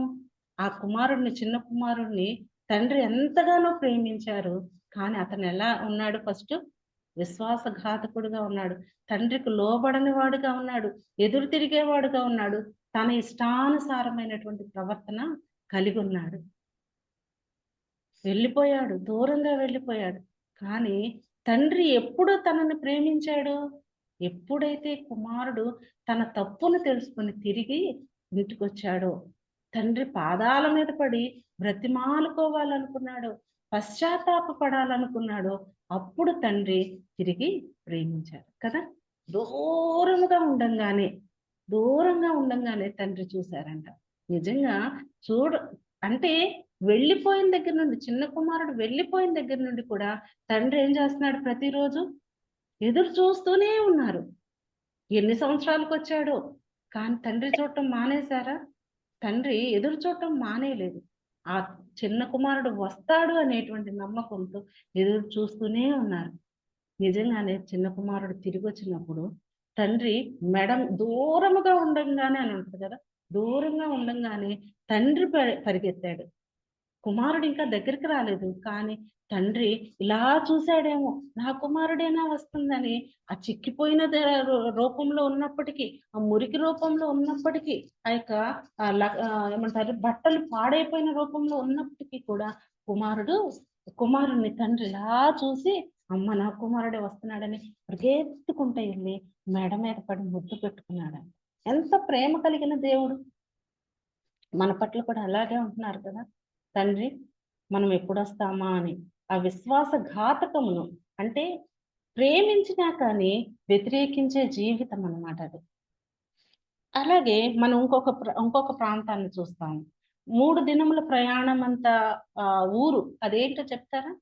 3 దినముల ప్రయాణం చేసినంత ఊరు నీనివే పట్టణం. నీనివే పట్టణం. అవును, ఇక్కడ నినివే పట్టణాన్ని కూడా మనం చూస్తాం. ఇక్కడ సొదొమ గొమొర్రా పట్టణం యొక్క అవిధేయతను దేవుని సహించుకోలేక దాన్ని నాశనం చేశారు. కానీ నినివే పట్టణం పట్ల మనం ఆ విషయాన్ని చూసినట్లయితే అక్కడ రాజు మొదలుకొని పశువులకు కూడా గడ్డేయలేదంట. వాళ్ళు ఏం చేశారు? వాళ్ళు యోనాను పంపించారు, దేవుడు సువార్తను ప్రకటించారు. అప్పుడు వారు ఆ సువార్త విని ఏం చేశారు? వారి ప్రవర్తనను మార్చుకున్నారు, వారి అవిధేయతను మార్చుకున్నారు, వారి యొక్క చెడు ప్రవర్తన అంతటిని అసహించుకొని. నాకు అనిపిస్తుంది, పసిపిల్లలకు కూడా పాలు పట్టలేదేమో వాళ్ళు అనిపిస్తుంది. పశువులకే వారు ఆహారం వేయలేదంటే పసిపిల్లలకు కూడా పాలు పట్టలేదేమో కదా. వారు ఏం చేశారు? అప్పుడు అక్కడ మనము యోనా గ్రంథం 3వ అధ్యాయము 5 నుండి 10 వచనాలను కనుక మనం చూసినట్లయితే అక్కడ చూస్తాం. 5వ వచనం దగ్గర నుండి చూస్తే వారు ఉపవాస దినం చాటించారంట, గోనె పట్ట కట్టుకున్నారంట, బూడిదలో కూర్చున్నారంట. ఇదంతా దేనికి సూచన? పశ్చాత్తాపానికి, ఒప్పుకోలుకు, దేవుని యందు అయ్యా మేము అవిధేయులం, మమ్మల్ని క్షమించండి అనని వారిని వారు వారి అవిధేయత నుండి బయటకు తీసుకొచ్చుకున్నారు కదా. ఎంతగా ప్రార్థన చేశారు, వారి యొక్క తప్పిదాన్ని దేవుని సన్నిధిలో ఒప్పుకున్నారు. మనకి బైబిల్లో చాలా ఇలాంటి ఉదాహరణలు చాలా ఉన్నాయి. నెబుకద్నెజరు కూడా చాలా గర్వంతో ఇదంతా నేను కట్టించాను అనుకున్నాడంట. కానీ బుద్ధి వచ్చి ఒప్పుకున్నప్పుడు ఏం చేశాడు? బుద్ధి వచ్చిందంట. అంటే బుద్ధి పోయిందా? కదా, నిజమే. ఆయనకు బుద్ధి పోయే ఏమనుకున్నాడు? ఇదంతా నేనే కట్టించాను అనుకున్నాడు. కానీ బుద్ధి వచ్చినప్పుడు మరలా దేవుని సన్నిధిలో అతడు తనను తాను తగ్గించుకున్నప్పుడు పూర్వపు వైభవాన్ని దేవుడు అతనికి అనుగ్రహించినట్లు చూస్తున్నాం. దేవుడు మన పట్ల ఎంతో మేలు చేస్తున్నప్పుడు మనం ఏమనుకుంటాం? చాలా సార్లు ఇదంతా నాదే, నా గొప్పతనమే, ఇదంతా నేను చేసిందే, ఈ చదువులా నేను చదివినయే. నా కుమార్తెకి at a time MBBS seat వచ్చిందనమాట. వచ్చిన కొత్తలో అప్పుడు చిన్న పాప కదా, అనుకునేది అమ్మా నేను ఎంత కష్టపడ్డానో తెలుసా, నేను ఎంత కష్టపడి చదివానో తెలుసా, నైట్ నిద్ర ఉండేది కాదమ్మా అని చెప్పేది. కానీ నేను ఒకటే చెప్పేదాన్ని, నువ్వు ఎంత కష్టపడి చదివినా తల్లి, దేవుడు నీ పట్ల కృప కలిగి ఉన్నారా, అందుకని దేవుడు నీకు ఎంబీబీఎస్ ఎట్ ఏ టైం ఇచ్చారు. ఎట్ ఏ టైం నీకు రావడానికి నీ గొప్పతనం కాదమ్మా అని చెప్పి నా కుమార్తెకు చెప్పేదాన్ని. అంటే మనము మనకు జరిగేది, మనం చేసే పనులు కానీ మనల్ని మనమే హెచ్చించేసుకుంటాం చాలా సార్లు. ఇది నా వల్లే కలిగింది, నా వల్లే కలిగింది. నేను నా కుమారుడు కొరకు 6 నెలలు ప్రార్థించానని చెప్పాను కదా, జాబ్ కొరకు. మా ఇంట్లో వాళ్ళంట, అమ్మ నీ ప్రార్థన వల్లే జాబ్ వచ్చింది. నా వల్ల కాదు, నా ప్రార్థన వల్ల కాదు, దేవుని యొక్క కనికరము కృప ముందే ఉన్నాయి. కానీ నేను ప్రార్థన చేయటం ఆయన ఆలకించారు అంతే. ఆయన ఆలకించారు. దేవుని కృప ముందే ఉంది, దేవుని యొక్క దయ ముందే ఉంది. అలాగే మనందరి జీవితాల పట్ల కూడా ఆయన ఒక గొప్ప ప్రణాళికను కలిగి ఉన్నారు. మనల్ని అందరినీ పరలోక రాజ్యానికి తీసుకెళ్ళడానికి ఆయన గొప్ప ప్రణాళికను కలిగి ఉన్నారు. కానీ మనం ఏంటంటే మనల్ని మనము హెచ్చించుకుంటూ ఉంటాం అన్నమాట. ఇక్కడ యోనా గ్రంథం 3వ అధ్యాయం 9వ వచనంలో చూస్తే దుర్మార్గులను విడిచిపెట్టారు, దుర్మార్గమును విడిచిపెట్టారు. నినివే పట్టణస్థులు దుర్మార్గమును విడిచిపెట్టారు. ఇంకేం చేశారు? మనఃపూర్వకంగా దేవుణ్ణి వేడుకున్నారు. యోనా గారు ప్రకటించగానే ఒక్క 3 రోజుల ప్రయాణం అంత ఊరు. ఇప్పుడు మనం అనుకుంటాం, మన సేవకులు కానీ ఎవరైనా కానీ, అంటే నేను ఈ మాట అనొచ్చు అనకూడదు, నన్ను క్షమించాలి, ఏమంటారంటే అబ్బా నేను వాక్యం చెప్తే 2-3 సిస్టర్స్ మారిపోయారండి అని అంటారు. లేకపోతే ఇంకొకళ్ళు కొంతమంది మారిపోయారండి అని. కానీ యోనా గారు చెప్తేనంట ఊరు మొత్తం మారిపోయిందంట. అక్కడ ఎంతమంది ఉన్నారో జనాభా మనకు చెప్పలేదు, కానీ అక్కడ ఉన్న వారందరూ కూడా మారు మనసు పొందారు, దుర్మార్గమును విడిచిపెట్టారు, మనఃపూర్వకంగా దేవుణ్ణి వేడుకున్నారు, చెడు నడతలు మానుకున్నారు. ఇవి నా మాటలు కాదు, 9వ వచనంలో అక్కడ ఉన్న మాటలు, నినివే యోనా గ్రంథంలో ఉన్న మాటలే నేను చెప్తున్నాను. వారు చెడు నడతలు మానుకున్నారు, పశ్చాత్తప్తులైరి అనే మాట ఉంది. 10వ వచనంలో కనికరము గల దేవుడు వారికి కీడు చేయక మానెను. ఎందుకు ఇదంతా? ఎందుకు? అంతకుముందు ఎలా ఉన్నారు? విశ్వాసఘాతకముతో ఉన్నారు. కానీ ఎప్పుడైతే సువార్త ప్రకటింపబడిందో అప్పుడు వారిని వారు మార్చుకున్నారు, వారి జీవితాలను మార్చుకున్నారు, వారి ప్రవర్తన మార్చుకున్నారు, వారి తలంపులు మార్చుకున్నారు, వారిని నూతనముగా జీవించడం చేశారన్నమాట. అందుకని దేవుడు వారికి కీడు చేయక మానెను. మరి సొదొమ గొమొర్రా పట్టణాలను ఎందుకు దేవుడు అంత కోపంతో నశింపచేశారు అంటే వారు ఇవేవి చేయలేదన్నమాట. వారిలో మార్పు రాలేదు. లోతు వెళ్ళి వాక్యం చెప్పారేమో. ఎందుకు నేను ఆ మాట అంటున్నానంటే, అక్కడ లోతుని గురించి దేవుడు వాక్యంలో ఏం రాయించారంటే నీతిమంతుడనే రాయించారు. లోతు నీతిమంతుడనే రాయించారు. నీతిమంతుడైన ఆయన పాపం చేయకుండా తన కుటుంబ సభ్యులకి వాక్యం చెప్పుంటారు, ఆ ఊరిలో వారికి కూడా వాక్యం చెప్పుంటారు, కానీ వారెవరూ కూడా మారు మనసు పొందలేదు, పశ్చాత్తాపడలేదు, దేవునికి ఇష్టమైన నడత నడవలేదు. మనం వాక్యం వినటం గొప్ప కాదు, కానీ మనం ఎంతవరకు ఆ ప్రవర్తన కలిగి ఉంటున్నాం. దేవుడు మనల్ని ఎన్నోసార్లు హెచ్చరిక చేస్తున్నారు, మాటి మాటికి హెచ్చరిక చేస్తారు. ఒకవేళ నాకు 3 కలలు వచ్చినప్పుడు, నా కుమార్తె విషయంలో 3 కలలు వచ్చినప్పుడు, నేను అప్పుడే ఆ కలలకు అర్థము లేకపోతే మీనింగ్ తెలుసుకొని, ఏంటి తండ్రి ఈ కలలు నాకు వస్తున్నాయి, నన్ను క్షమించండి, నా తప్పిదం ఏమన్నా ఉంటే క్షమించండి, ఆపద అపాయం ఏమన్నా వస్తుందేమో, మరి నాకు వాటి నుండి తప్పించండి అని నేను ప్రార్థించినట్లయితే దేవుడు ఆలకించేవారు, నాకు ఆ కష్టం రాకుండా చేసేవారు. కానీ నేనేం చేశాను, వాటిని గురించి పట్టించుకోలేదు. ఏంటో వస్తున్నాయి కలలు అనుకున్నానే కానీ నేను ప్రార్థన చేయలేదు. కుమార్తె విషయంలో కానీ, కుటుంబం విషయంలో కానీ నేను అపాయాన్ని గురించిన ప్రార్థన చేయలేదు. కానీ కొన్నిసార్లు దేవుడు కష్టాన్ని కూడా, దుఃఖాన్ని కూడా మన జీవితంలో అనుమతిస్తారు. ఆ అనుమతిని మనము తీసుకొని మనము దేవునికి ఇష్టమైన వారంగా జీవించాలి. ఆ కష్టంలో ఉన్నప్పుడు దేవుణ్ణి దూషించే వారంగా, దేవుణ్ణి అసహించుకునే వారంగా, ఆయన మీద కోప్పడే వారంగా మనం ఏమనుకుంటామంటే దేవుని కంటే జ్ఞానవంతులం అన్నట్లుగా, నాకంటే ఎక్కువ తెలుసా, ఏం దేవుడు ఎందుకు ఇట్లా చేశాడు, ఇట్లా చేయకోకుండా ఉంటే బాగుండేది కదా అంటే, నువ్వు చెప్పు దేవునికి కొత్త ఉపాయం కదా. చాలా సార్లు మనం ఇలాగే అనుకుంటాం. ఇక్కడ నినివే పట్టణస్థుల్ని క్షమించి కీడు చేయక మానిన దేవుడు సొదొమ గొమొర్రా పట్టణాన్ని నశింప చేయడానికి కారణం ఏంటంటే, వారి జీవితంలో మారు మనసు లేదు, పశ్చాత్తాపం లేదు, దేవుని సన్నిధిలో లోబడేటువంటి తత్వం లేదన్నమాట. ఒకవేళ నీ జీవితంలో, నా జీవితంలో కూడా ఇలాంటి పరిస్థితులు ఏమన్నా ఉన్నాయేమో కదా. తప్పిపోయిన కుమారుడే కనుక తిరిగి రాకపోతే తర్వాత ఆయనకు ఉండేదా? ఆ కొత్త వస్త్రం ధరింప చేశారంట, ఉంగరాన్ని పెట్టారంట, చెప్పులు తొడిగించారంట, పెద్ద పార్టీయే చేశాడంట తండ్రి.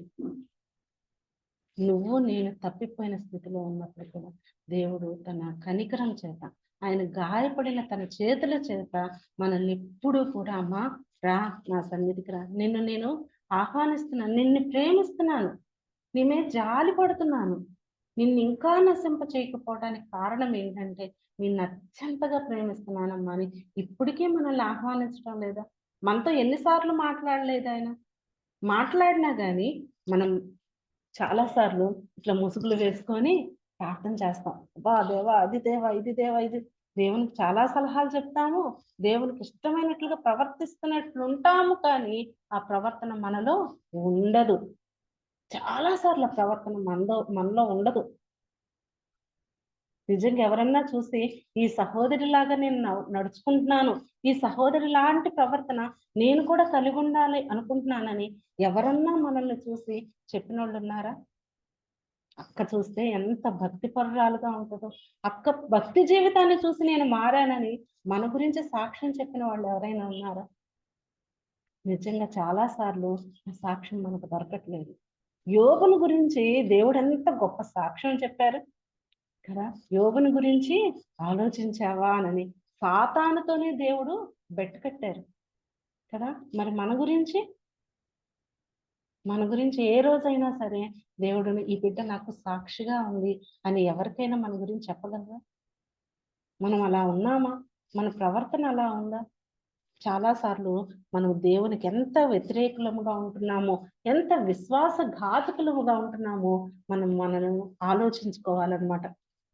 అయితే ఇక్కడ మనకు ఒక విషయం తెలుస్తుంది. ఏంటి అనంటే, దేవుని యొక్క ప్రేమ ఎంత గొప్పదో చూస్తాం. ఎక్కడ చూస్తామంటే, హోషేయ గ్రంథం మనకు తెలుసు కదా. ఆ హోషేయ గ్రంథంలో 1వ అధ్యాయము 2వ వచనంలో, జనులు యెహోవాను విసర్జించి బహుగా వ్యభిచరించి ఉన్నారు, కనుక నీవు పోయి వ్యభిచారం చేసే స్త్రీని పెండ్లి చేసుకొను అన్నారు.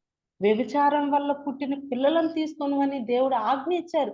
ఒక ప్రవక్త ఏంటి ఒక వ్యభిచారి అయినటువంటి స్త్రీని వివాహం చేసుకోవడం ఏంటి కదా. అయితే ఇక్కడ మనకు దేవుడు ఆ హోషేయకి ఎక్స్ప్లెనేషన్ కూడా ఇస్తారు. నేను ఇశ్రాయేలీలు వ్యభిచారుల వలె వ్యభిచారం చేస్తున్నారు, అయినప్పటికీ కూడా నేను వారిని ఎంతగానో ప్రేమిస్తున్నానని తన ప్రేమను ప్రవక్త ద్వారా ఆ వ్యభిచారిని ప్రేమించి ఆమెను హత్తుకునే విషయాన్ని చూపించినట్లుగా మనకు చూపిస్తారు కదా.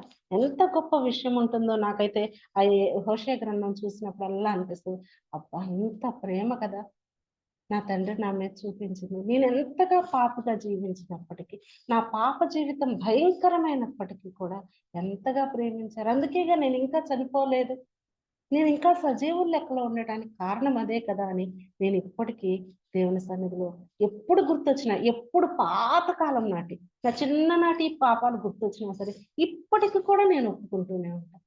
దేవా అప్పుడు ఆ పాపం చేశానయ్యా, నన్ను క్షమించవా తండ్రి అని ఇప్పటికీ నేను ప్రార్థన చేసుకుంటూ ఉంటాను. ఒప్పుకోవడం అంటే అప్పుడు చేశాను కదా ఇప్పుడు కాదు కదా అనుకోవటం కాదు. ఆ పాపం ఎప్పుడు చేసినా కానీ దేవుడు మనకు గుర్తు చేస్తున్నారంటే ఏంటి, మనం ఒప్పుకోవాలని, ఒప్పుకొని విడిచిపెట్టాలని. మనం రక్షణ పొందితే పరలోక రాజ్యానికి వెళ్ళిపోము. బైబిల్ చదివేసుకుంటే పరలోక రాజ్యానికి వెళ్ళిపోము. ప్రార్థన చేసేస్తే పరలోక రాజ్యానికి వెళ్ళిపోము. మనం పాపాలన్నీ ఒప్పుకుంటే, దేవుడు క్షమిస్తే అప్పుడు వెళ్తాము. అర్థమైంది. కాబట్టి నా మట్టుకు నేనైతే అదే నమ్ముతాను. ఇప్పటికి స్టిల్ నేను ప్రతి పాపాన్ని నాకే చిన్నతనంలో గుర్తొచ్చిన పాపమైనా సరే ఇప్పటికీ నేను ఒప్పుకుంటూనే ఉంటానన్నమాట. అది అలవాటుగా చేసుకున్నాను. ప్రార్థన చేసుకుంటూ ఉంటానన్నమాట. అయితే ఇక్కడ మనకు పరమ తండ్రి తన పరలోకపు వధువుగా ఉండాలని, ఆయనకు మనము ఒక వధువుగా ఉండాలని, మనలో అంత స్వచ్ఛతను, అంత నిష్కల్మషాన్ని దేవుడు మనలో చూడాలని కోరుకుంటున్నారు. ఎంత ప్రేమ! కానీ మనలో ఉందా ఆ యొక్క మంచితనము, భక్తి జీవితము కదా? లేదు కదా. ఇప్పటికీ ఎన్నోసార్లు నేను ప్రార్థన చేసుకుంటున్నానండి అంటున్నామే కానీ ఎన్నిసార్లు మన సేవకులను మనం తిట్టుకోలేదు, ఎన్నిసార్లు మనం మన సహోదరులను తిట్టుకోలేదు, ఎన్నిసార్లు మన ఇష్టానుసారంగా జీవించలేదు. ఎవ్వరు చూడకపోతే మన ప్రవర్తన ఎలా ఉంటుందో, ఎంత భయంకరంగా ఉంటుందో మనకే ఆశ్చర్యం వేస్తుంది. ఎంతగా నటించేస్తామంటే ఎవ్వరు లేకపోతే నా అంత గొప్పది లేదనుకుంటాం, నా అంత భక్తి పరురాలు లేదన్న అనేసుకుంటాం. భక్తిని కూడా ఎక్కువ చేసుకొని చెప్పుకోవటం కూడా అది కూడా పాపమే కాదా. నా మట్టుకు నేనైతే అనుకుంటాను, నేను భక్తి పరురాలను, నేను ఇంతగా ప్రార్థన చేస్తున్నానని అనుకోవటం కూడా పాపమే. ఎందుకంటే హెచ్చించుకుంటున్నావు నువ్వు. ఎవరిని బట్టి మనం హెచ్చించుకోవాలి? మన ప్రభువుని బట్టి మనం హెచ్చించుకోవాలి. కానీ నా అనేది మనలోకి వచ్చిందంటే అది పాపమే. అయితే హోషేయ గ్రంథంలో గనుక 4వ అధ్యాయంలో 1వ వచనంలో కనుక చూస్తే అక్కడ సత్యమును కనికరమును దేవుని గురించిన జ్ఞానము దేశమందు లేకపోవుట అనే మాట చూస్తాం. దేవుడు ఇక్కడ మనము యెహెజ్కేలు గ్రంథము 14:21లో మనం చూస్తే ఖడ్గం చేత, క్షామం చేత, దుష్ట మృగముల చేత, తెగులు చేత నశింప చేస్తానని ఎందుకంటున్నారు అని అంటే అక్కడ హోషేయ గ్రంథంలో 4వ అధ్యాయం 1వ వచనం మాటను గుర్తుంచుకోవచ్చు. సత్యమును కనికరమును దేవుని గురించిన జ్ఞానమును దేశమందు లేదంట. మనుషుల్లో కూడా ఉందా ఈ సత్యము కనికరం అనేది? ఉందా? ఒక కుక్క ఆకలికి అల్లాడుతుంట మన ఇంటి ముందుకు వస్తే కనీసంగా ఏమి వేయం, ఒక బిస్కెట్ కూడా చిచి పో అని అంటాం. మనుషులైతే అసలు లెక్కే చేయమనుకోండి కదా. మన కనికరం ఎక్కడుంది? మనం ప్రేమించడం అనేది ఎక్కడుంది? మన సహోదరుల్ని మనం ప్రేమించలేకపోతాం. ఒక మందిరంలో ఉంటాము కానీ ఆ సహోదరి గురించి ఈ సహోదరికి, ఈ సహోదరి నుంచి ఆ సహోదరికి ఎన్ని మాటలో కదా. ఎన్నో రకాలైనటువంటి పాపపు జీవితాన్ని జీవిస్తూనే ఉన్నాం. మనలో పశ్చాత్తాపం రావట్లేదు. వాక్యం వినేటప్పుడు మాత్రం అబ్బా నా అంత భక్తి పరురాలు లేదు అన్నట్లుగా జీవిస్తాం. కానీ బయటకు వస్తే మాత్రం మన భక్తి జీవితము అసత్యం అన్నమాట. సత్యం లేదు, కనికరం లేదు, ఇతరుల పట్ల జాలి కలిగే మనసు మనలో లేదన్నమాట. ఇక్కడ హోషేయ 4:1 అదే మాట అంటున్నారు. సత్యమును కనికరమును దేవుని గురించిన జ్ఞానము దేశమందు లేకపోవుట. అది దేవునికి కోపాన్ని పుట్టిస్తుంది. మరలా అదే అధ్యాయము 6వ వచనంలో చూస్తే నీవు నీ దేవుని ధర్మశాస్త్రము మరచితివి అంటున్నారు. ఇవన్నీ దేవునికి కోపం కాదా? దేవునికి బాధ కాదా? నాకు అనిపిస్తుంది కోపం కంటే కూడా బాధ ఎక్కువ పడుతున్నారేమో దేవుడు నిన్ను బట్టి నన్ను బట్టి. ఇక్కడ 10వ వచనంలో కూడా చూస్తే యెహోవాను లక్ష్య పెట్టుట మానిరి అంట. లక్ష్య పెట్టడం మానాం. యెహోవానే లక్ష్య పెట్టడం మానామంటే తోటి వారిని ఏం ప్రేమిస్తాం మనం? లక్ష్య పెట్టడం మానలేదు అనని ఎవరమైనా మన గుండెల మీద చేసుకొని చెప్పగలమా? నేను దేవుని లక్ష్య పెట్టడం మానలేదండి, ఆజ్ఞలన్నిటికీ నేను ఒబే అవుతాను అనంటే నిజంగా మనల్ని బట్టి దేవుడు చాలా సంతోషిస్తారు. యోబుకి ఇచ్చినటువంటి సాక్ష్యాన్ని దేవుడు మనల్ని బట్టి కూడా సాక్ష్యం ఇస్తారన్నమాట.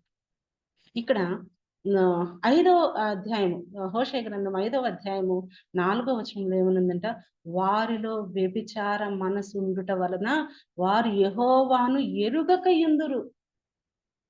యెహోవాను లక్ష్య పెట్టకపోవడానికి కారణం ఏంటి? వారిలో ఏముంది? వ్యభిచార మనసు ఉంది అని దేవుడు చెప్తున్నారు. వ్యభిచార మనసు ఎంత భయంకరమైన పాపం కదా! దేవుణ్ణి కాక వేరు దేనిని ప్రేమించినా సరే, ఈవెన్ మన పిల్లలను కూడా అతిగా ప్రేమించడం కూడా దేవునికి నచ్చదు. నన్ను ప్రేమించేవారు నా సన్నిధికి రావాలంటున్నారు ఆయన కదా. ఆయన కోరుకుంటున్నారు. మన అత్యంతమైన ఉన్నతమైన ఫస్ట్ ప్రేమ దేవునికే కావాలని కోరుకుంటున్నారు. ఎందుకంటే ఆయన కూడా తన ప్రాణమును సహితము పెట్టి మనల్ని ప్రేమించారు. ఎంతగా ప్రేమించారు? తన ప్రాణాన్ని ప్రేమించలేదు, కానీ మనల్ని ప్రేమించినంతగా మనము ఆయనను ప్రేమించాలని ఆయన కోరుకోవట్లేదా? అది తప్ప కాదు కదా.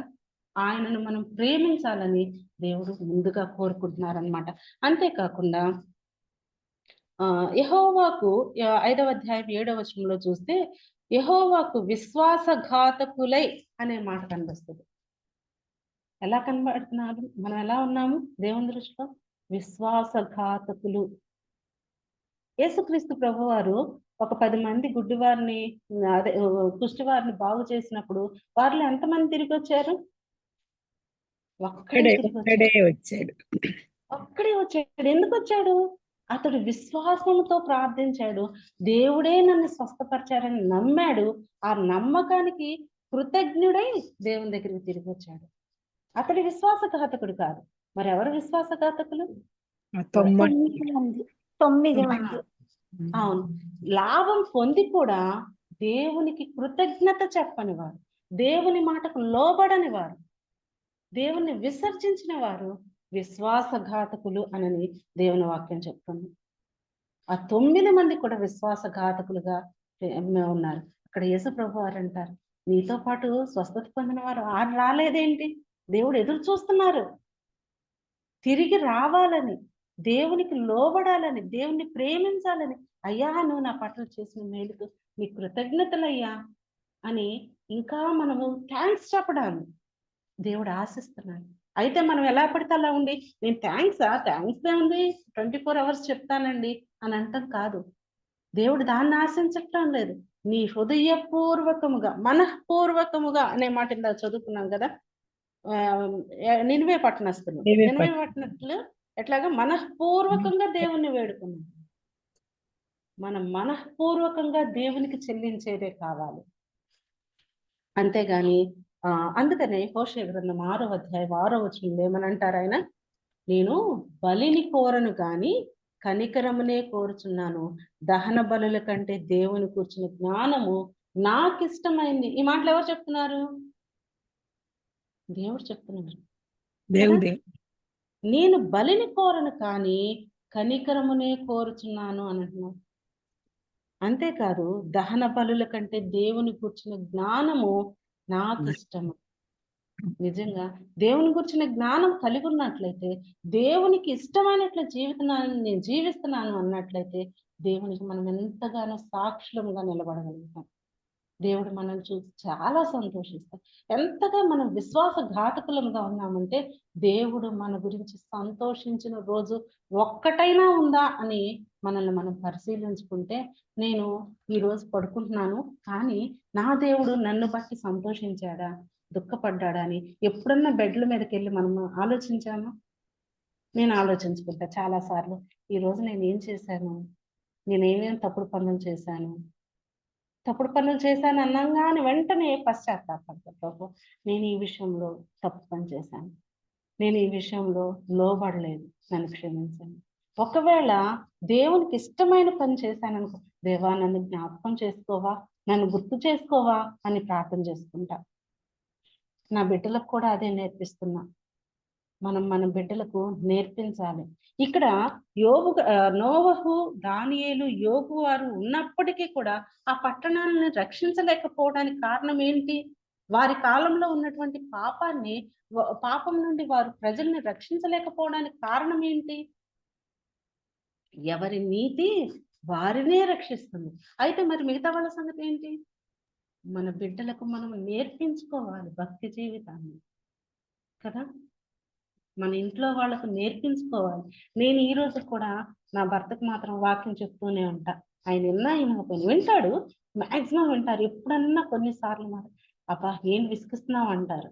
కానీ చాలా సార్లు ఓ చిన్నపిల్లోడికి చెప్పినట్టు, ఏమండి నీకు ఈ రోజు ఈ కథ జరిగింది తెలుసా, నేను ఈ రోజు బైబిల్ ఇదే చదువుకున్నానండి, నేను ఇది నేర్చుకున్నానండి, ఇది భలే ఉందండి అని నేను నా భర్తకి ప్రతిరోజు చెప్పుకుంటూ ఉంటాను అనమాట. మన బాధ్యత, రక్షింపబడ్డామంటే అది మన బాధ్యత. మన తోడుగా ఉన్న వారిని, మన బిడ్డలను, మన కుటుంబ సభ్యులకు వారికి రక్షణ లేనప్పుడు మనం ఏం చేయాలి? వారికి చెప్పుకోవాలి. వాళ్ళు ఒకసారి 2 సార్లు చేతర పడొచ్చు, కానీ మనం ఎలా చెప్పాలి? వాళ్ళకి ఇంట్రెస్ట్ గా కథల రూపంలో, లేకపోతే అద్భుత కార్యాలను దేవుడు ఇంత గొప్పగా చేశారండి, మన జీవితంలో కూడా చేస్తారేమో, మనం ఇలా ఉండాలేమో అని మనం చెప్పుకోవాలన్నమాట. ఇక్కడ అందుకని అంటున్నారు, నా జీవం తోడు వారు తమ్మును తామే రక్షించుకుందరు కానీ కుమారులనైనను కుమార్తెలనైనను రక్షింపజాలకుందురు అని అంటున్నారు. వారు రక్షించాలి. మనుషులుగా పుట్టిన వారెవ్వరూ కూడా వారి నీతి వారిని మాత్రమే రక్షిస్తుంది, కానీ పిల్లలను కానీ, భర్తను కానీ, లేకపోతే తోబుట్టువులను కానీ ఎవరిని కూడా రక్షణ దయచేయలేదు. అయితే మరి మనకి ఎట్లా, మనం ఎలా జీవించాలి? ఏమన్నా నీ దగ్గర ఉందా? ఆ, ఆ, ఉమ్. మనం ఏం చేయాలి? మన అంటే ప్రభు మీద ఆధారపడాలన్నమాట. మన పరలోకపు ప్రభువు మనల్ని ఎంతగా ప్రేమిస్తున్నారంటే, ఇక్కడ హోషేయ గ్రంథము 6వ అధ్యాయము 1వ వచనంలో చూస్తే అక్కడ ఒక మాట ఉంటది. ఏమని ఉంటది? మనము యెహోవా యొద్దకు మరలుదము రండి. ఇక్కడ పిలుస్తున్నారు, యెహోవా యొద్దకు మరలుదము. ఎందుకు యెహోవా యొద్దకే? ఎందుకు? అసలు ఆయన ఇసుక పెట్టలేదా? పరిశుద్ధుడు. మార్గరేట్ మ్యూట్లో పెట్టుకుంటారా? ఒకసారి చేపిద్దాం లేస్త్రీ అని. మార్గరేట్ మ్యూట్లో పెట్టుకున్నానా?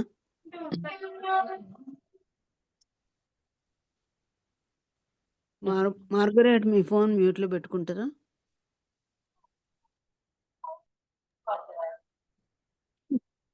ఇక్కడ హోషేయ గ్రంథంలో మనకు ఒక మాట, 6వ అధ్యాయము 1వ వచనంలో చూస్తే మనకి ఏమని ఉంటుంది? మనము యెహోవా యొద్దకు మరలుదము రండి. మరలటం అంటే యూటర్న్ తీసుకోమని కదా. ఇప్పుడు దాకా మనం జీవించిన జీవితం పాపపు జీవితము, అసహ్యకరమైన జీవితము, దేవునికి బాధ కలిగించి మన మీద కోపపడేటటువంటి జీవితం నుండి మనం ఏం చేయాలి? యూటర్న్ తీసుకోవాలి. తీసుకొని దేవుని సన్నిధికి వచ్చి, అయ్యా నా పాపాలను క్షమించు, నేను చేసిన అవిధేయత జీవితాన్ని, నా భక్తిహీన జీవితాన్ని క్షమించని మనము ఒప్పుకోవాలి. నినివే పట్టణస్థులు మనకు ఎంత మాదిరిగా ఉన్నారు. తప్పిపోయిన కుమారుడు మనకు మాదిరిగా లేడా? నెబుకద్నెజరు మనకు మాదిరిగా లేడా?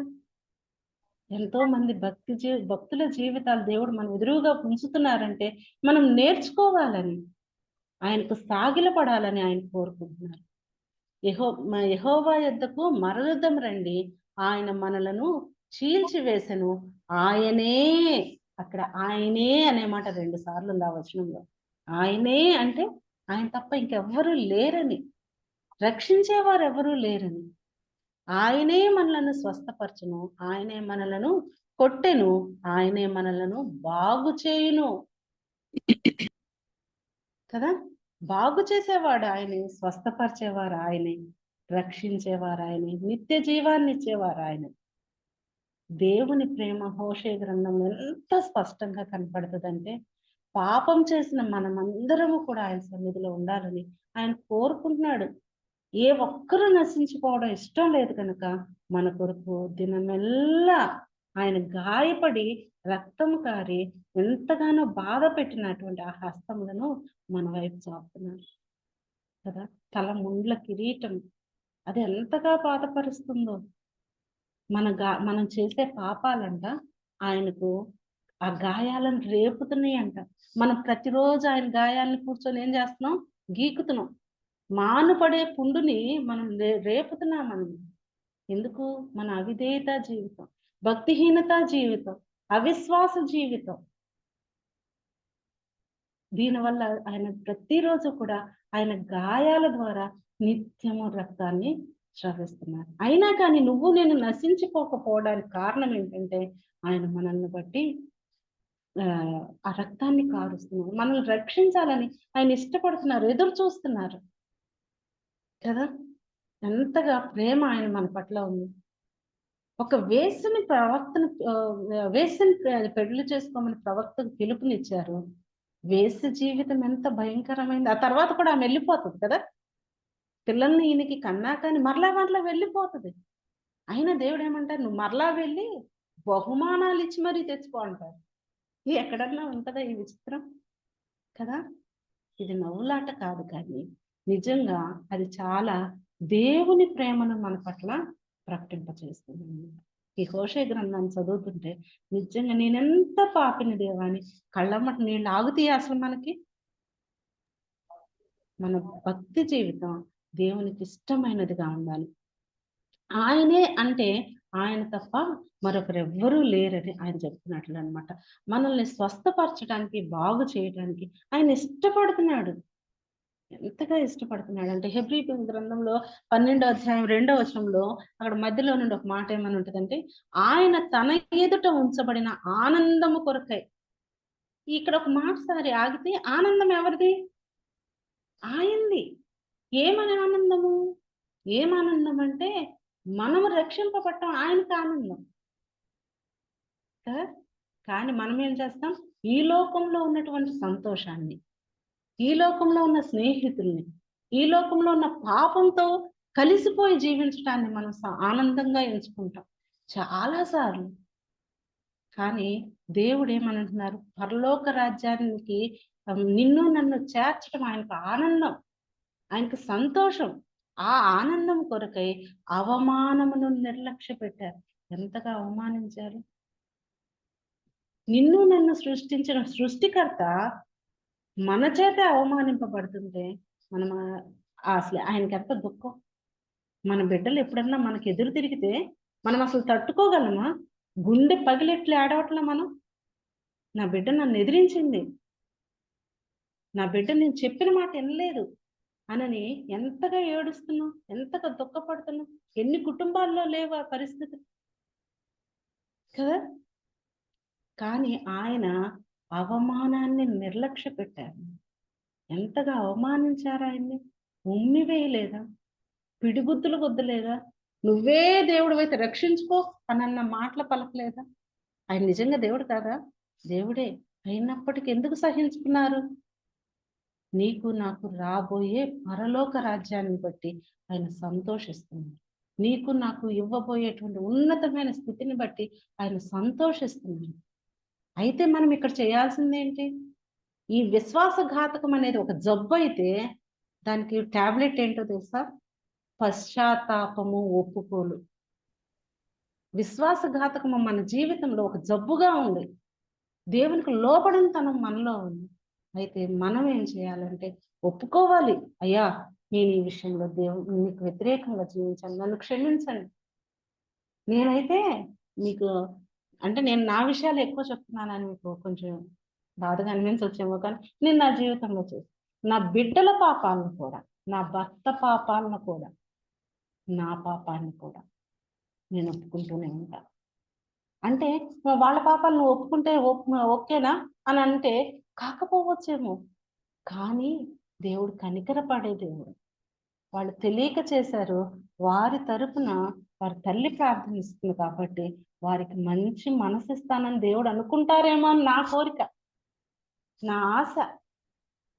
అందుకని ఎప్పుడన్నా తెలియక నా బిడ్డలు తప్పు చేసినా నా భర్త తప్పు చేసినా వ్యతిరేకంగా దేవునికి వ్యతిరేకంగా ఉందని చెప్పిన ఆ పాపాన్ని కూడా నేను అయ్యా నా భర్త నా బిడ్డలు లేకపోతే నేను ఈ పాపాన్ని తెలియక చేశాను, తెలిసి కూడా కొన్నిసార్లు చేశాను అయ్యా, క్షమించవా ప్రభు అని ఒప్పుకుంటానన్నమాట. ఇక్కడ విశ్వాసఘాతకం అనేది ఒక జబ్బు లాంటిది. దేవునికి లోపడకపోవడం, దేవుని చిత్తాన్ని చేయకపోవడం, దేవుని విసర్జించడం, దేవుని ధర్మశాస్త్రం దగ్గరికి రాకపోవడం.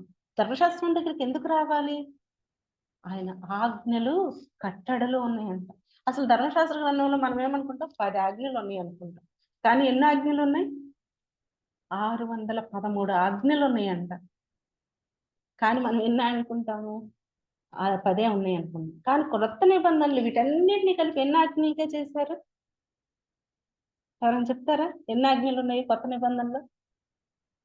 2 రెండే 2. Thank you sister. నిజంగా 2 ఆజ్ఞలు. ఆ 2 ఆజ్ఞలు మనం పాటించలేకపోతున్నాం. అనుకుంటాము ఈజీనేమో అని, కానీ అది ఈజీ కాదు. అన్ని ఆజ్ఞలను పొందుపరిచి దేవుడు వాటిలో పెట్టారు. నీ దేవుడైన యెహోవాను నేనే, నాకే నువ్వు లోబడాలి, నా చిత్తాన్ని నువ్వు చెయ్యాలని ఆయన చెప్తున్నారు. రెండోది ఏం చెప్పారు? నిన్ను వలే నీ పొరుగు వారిని ప్రేమించు. ప్రేమలో ఎన్నున్నాయి?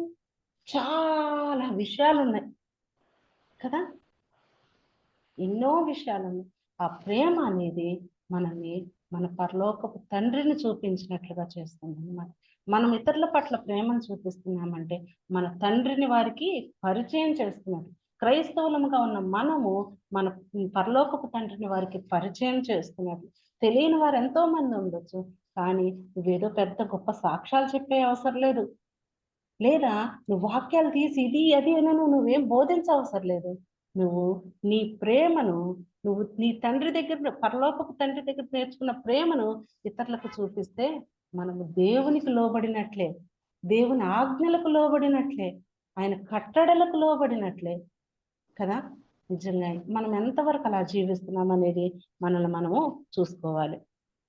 అయితే ఇక్కడ యోబు వంటి వారు, దానియేలు, నోవహు వంటి వారు వారి భక్తి జీవితాన్ని వారికి ఏమీ వారి వరకే రక్షణ ఇస్తుంది, కానీ వారి కుటుంబానికి ఇవ్వదు.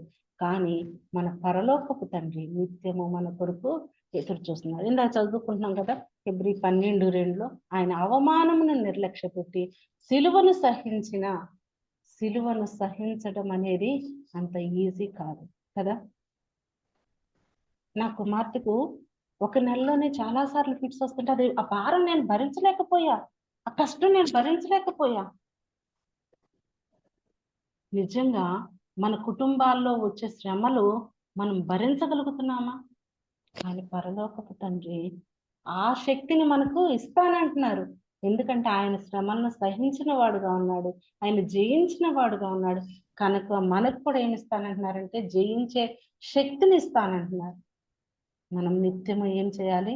ఆయనతో సహవాసం చేయాలి, ఆయన సన్నిధిలో మొరపెట్టుకోవాలి, ఆయనకు లోబడే వారంగా ఉండాలి, ఆయన చిత్తానుసారంగా నడుచుకునే వారంగా మనం ఉండాలన్నమాట. ఆయన తన జీవిత కాలంలో, యేసుక్రీస్తు ప్రభువారు తన జీవిత కాలంలో 33.5 సంవత్సరాలు మనకేం నేర్పించారు? తోటి వారిని ప్రేమించడం నేర్పించారు, తండ్రికి లోబడటము నేర్పించారు. ఇవి 2 మనం చేస్తే చాలు, మనం పరలోక రాజ్యానికి వెళ్తాం కదా. కాబట్టి అటు కృపను దేవుడు మనకు అనుగ్రహించిన గాక. నాకు ఈ అవకాశం ఇచ్చిన సిస్టర్కి వందనాలు. Thank you. వందనాలండి మీకు కూడా. వందనాలు సిస్టర్ అమ్మాజీ గారు, చక్కటి వాక్యం మరి ఎంతో చక్కగా బోధించిన మీకు ప్రభు నామంలో సిస్టర్ ప్రేయర్ వారియర్స్ గ్రూప్ తరఫున వందనాలు చెల్లిస్తున్నాము. ఎస్కేల్ గ్రంథం 14వ అధ్యాయం నుంచి తీసుకొని మరి మీరు చాలా బాగా 21వ వచనంలో ఉన్నటువంటి మాటను తీసుకొని ప్రభు ఎలాగా సెలవిస్తున్నాడో, మరి ఆ పని చేసిన వాళ్ళందరినీ క్షమించను, ఎవరుంటే వీళ్ళు 3 ఉన్నా కూడా అంటున్నాడు. నోవహు, దానియేలు, యోబు, వారు ఎంతగా వాళ్ళ జీవితాల్లో వాళ్ళు దేవుని ఎంత ఘనపరిచినారో వాటిని కోట్ చేస్తూ మీరు చక్కగా వివరించి చెప్పారు. అసలు మానవ యొక్క పాపం ఎట్లుంటుంది, మనం ఎట్లా పాపం చేస్తాం, పాపం చేయమని ఎవ్వరూ లేరు. రక్షించబడిన తర్వాత కూడా దినదినము మన పాపం ఒప్పుకోవాలని మీ సాక్షి జీవితాన్ని బట్టి మీరు చెప్పారు. ప్రతిరోజు కూడా మన పాపాలను ఎప్పుడు ఏ పాపాలైనా ఒప్పుకున్న పాపమైనా మరి తిరిగి ఒప్పుకోవాలన్న విషయాన్ని నొక్కి వక్కాణించినారు మీరైతే. మరి అలాగే హోషేయ గ్రంథంలో నుంచి కూడా మీరు చక్కటి మాటలు చూపించారు, దేవుడికి ఎందుకు కోపం వచ్చింది అని. మనం ఎంత పాపాత్ములమో మరి ఆయన మాటలను మనం యెహోవా మాట ఆలకించుట సత్యము, కనికరము, దేవుని గురించిన జ్ఞానము మరి దేశంలో లేదు కనుక దేవునికి అంత కోపము వచ్చిందనమాట. అసలు నిర్మూలం చేయాలన్నంత కోపం మన మీద వచ్చేటట్లు మనం ప్రవర్తించినాం. జనులు ఎలా ప్రవర్తించారండి, మనం ఎట్లా ప్రవర్తిస్తున్నాము, మన జీవితాలు ఎట్లున్నాయి, మనం నిజంగా భక్తిగా ఉన్నాము, నిజంగా 100% దేవుడు చెప్పినట్టుగానే నడుచుకుంటున్నామా, ఏమేమి లోపాలు ఉన్నాయి మనలో, ఆ లోపాలన్నింటినీ సరిదిద్దుకోవడానికి ఆయన దగ్గర ఒప్పుకోవడానికి ఇష్టపడుతున్నామా. అట్లా చాలా కోట్స్ చెప్పారు మీరు, చాలా బైబిల్లో హోషేయ గ్రంథంలో 5వ అధ్యాయంలో చెప్పారు, మరి 6వ అధ్యాయం 1వ వచనంలో చెప్పారు, మరి అలాగే 6వ వచనంలో కూడా చెప్పారు. ఆయన ఏమి బలిని వాటిని ఏమి కోరడం లేదు కానీ కనికరమునే కోరుతున్నాడు ఆయన చెప్పినారు. దహన బలి కంటే దేవుని గురించిన జ్ఞానమే చాలా నాకు ఇష్టము అనేది దేవుని ఇష్టం కనుక ఆయనకు కనికరాన్ని కోరుకుంటున్నాడు, బలులు అర్పించేది కాదు. మనము ఇతరుల పట్ల కనికరం చూపించాలి. ఎలాంటి కనికరం చూపిస్తున్నాము, మొహం తిప్పేసుకుంటున్నామా అనే దాని గురించి కూడా చక్కగా వర్ణించి చెప్పారు. మరి అనేక విషయాల్ని మనం ఎంత సిన్సియర్గా దేవుడి దగ్గర ఉండాలా, మనం నిజంగా అట్లా ఉండలేం, దేవుడు చెప్పినవన్నీ పాటించినట్టు ఉండలేం. 10 ఆజ్ఞలు కాదు, మీరు చాలా చెప్పారు, 6000 చిల్లర ఆజ్ఞలు ఉన్నాయి. మరి నూతన నిబంధనకు వచ్చేటప్పటికి 2 ఆజ్ఞలు ఇచ్చినాడు. ఆ 2 ఆజ్ఞలు నెరవేరిస్తే చాలు అని దేవుడు సూక్ష్మంగా చెప్పినాడు. కానీ అది ఎంతో కష్టం. దాన్ని కూడా మనము నెరవేరుస్తున్నామా మనల్ని మనం పరీక్ష చేసుకోవాలి. అది మీరు చక్కని హెచ్చరికలతో కూడిన బోధన చేసినందుకు మరొక మారు మీకు వందనాలు. మరి ప్రేయర్ రిక్వెస్ట్లు ఏమన్నా ఉంటే సహోదరులు చెప్తే ముందుకు వెళ్ళినా. కేజీఆ సిస్టర్ ప్రేయర్ రిక్వెస్ట్ ఏమైనా చెప్తారు. చేయవచ్చిన సోదరి మనందరికీ వందనాలు. మరి ముఖ్యంగా చక్కని వాక్పరిచయం చేసిన అమ్మాజీకి మనందరి తరఫున వందనాలు. నిజమే, కొత్త విషయాలు మనం నేర్చుకున్నాం. మన మనసాక్షికి కల్మషం తోచినట్టు ఏదైనా మన పాపమును దేవుడు మనకు ప్రేరేపించి చూపించినప్పుడు తప్పకుండా అవన్నీ ఒప్పుకొని తీరాలి అని మనసాక్షిని చంపుకోకుండా విభేదించకుండా I'm always correct, I'm fine, I'm okay అనుకొని పోతున్న దినాల్లో మనం ఉంటున్నామేమో. ఇతరుల మీద మరి 1,000 మనం చూపిస్తే 4,000 మన తట్టు తిప్పబడుతున్నాయని మనం వింటున్నాం. కాబట్టి జాగ్రత్తగా ఉండి నిష్కల్మషమైన మనస్సాక్షులు కలిగిన వారమే ప్రభు సన్నిధిలో అలంకరింపబడిన పెళ్లి కుమార్తె వలె ఉండడానికి మనం సిద్ధపడదాం. చక్కని వాక్యోపదేశం చేసిన, అనుభవంతో కూడిన వాక్యోపదేశం చేసిన సోదరి అమ్మాజీకి ఆమె తరఫున దేవునికి వందనాలు, వారికి కూడా వందనాలు తెలియజేస్తున్నాం. రిగార్డింగ్ ప్రేయర్ మంచిది నాన్న, గాడ్ బ్లెస్ యూ తల్లి. అలాగే ప్రత్యేకమైన ప్రార్థన అంశాలు ఎవరూ తెలపడం లేదు కనుక ఏవేవి మీ హృదయంలో భారంగా తోస్తే వాటి కొరకు ప్రార్థన చేయండి. మరొకసారి గుర్తు చేయాలని ఇష్టపడుతున్నాను. నవంబర్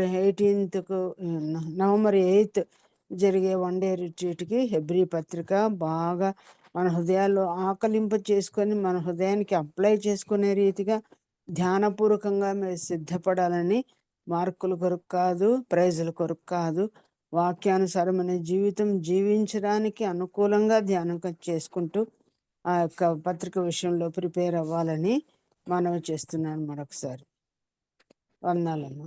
అంటే నుంచి ప్రార్థన చేయండి సహోదరు, ఎవరైనా ఆంటీ చెప్పండి. ఏం లేదా ఆంటీ, ఈయనది అంటే జహాంగీర్ బ్రదర్ది అండ్ వాళ్ళ కొడుకు పెద్ద బాబు సుచేంద్రది ఈరోజు బర్త్డే ఆంటీ.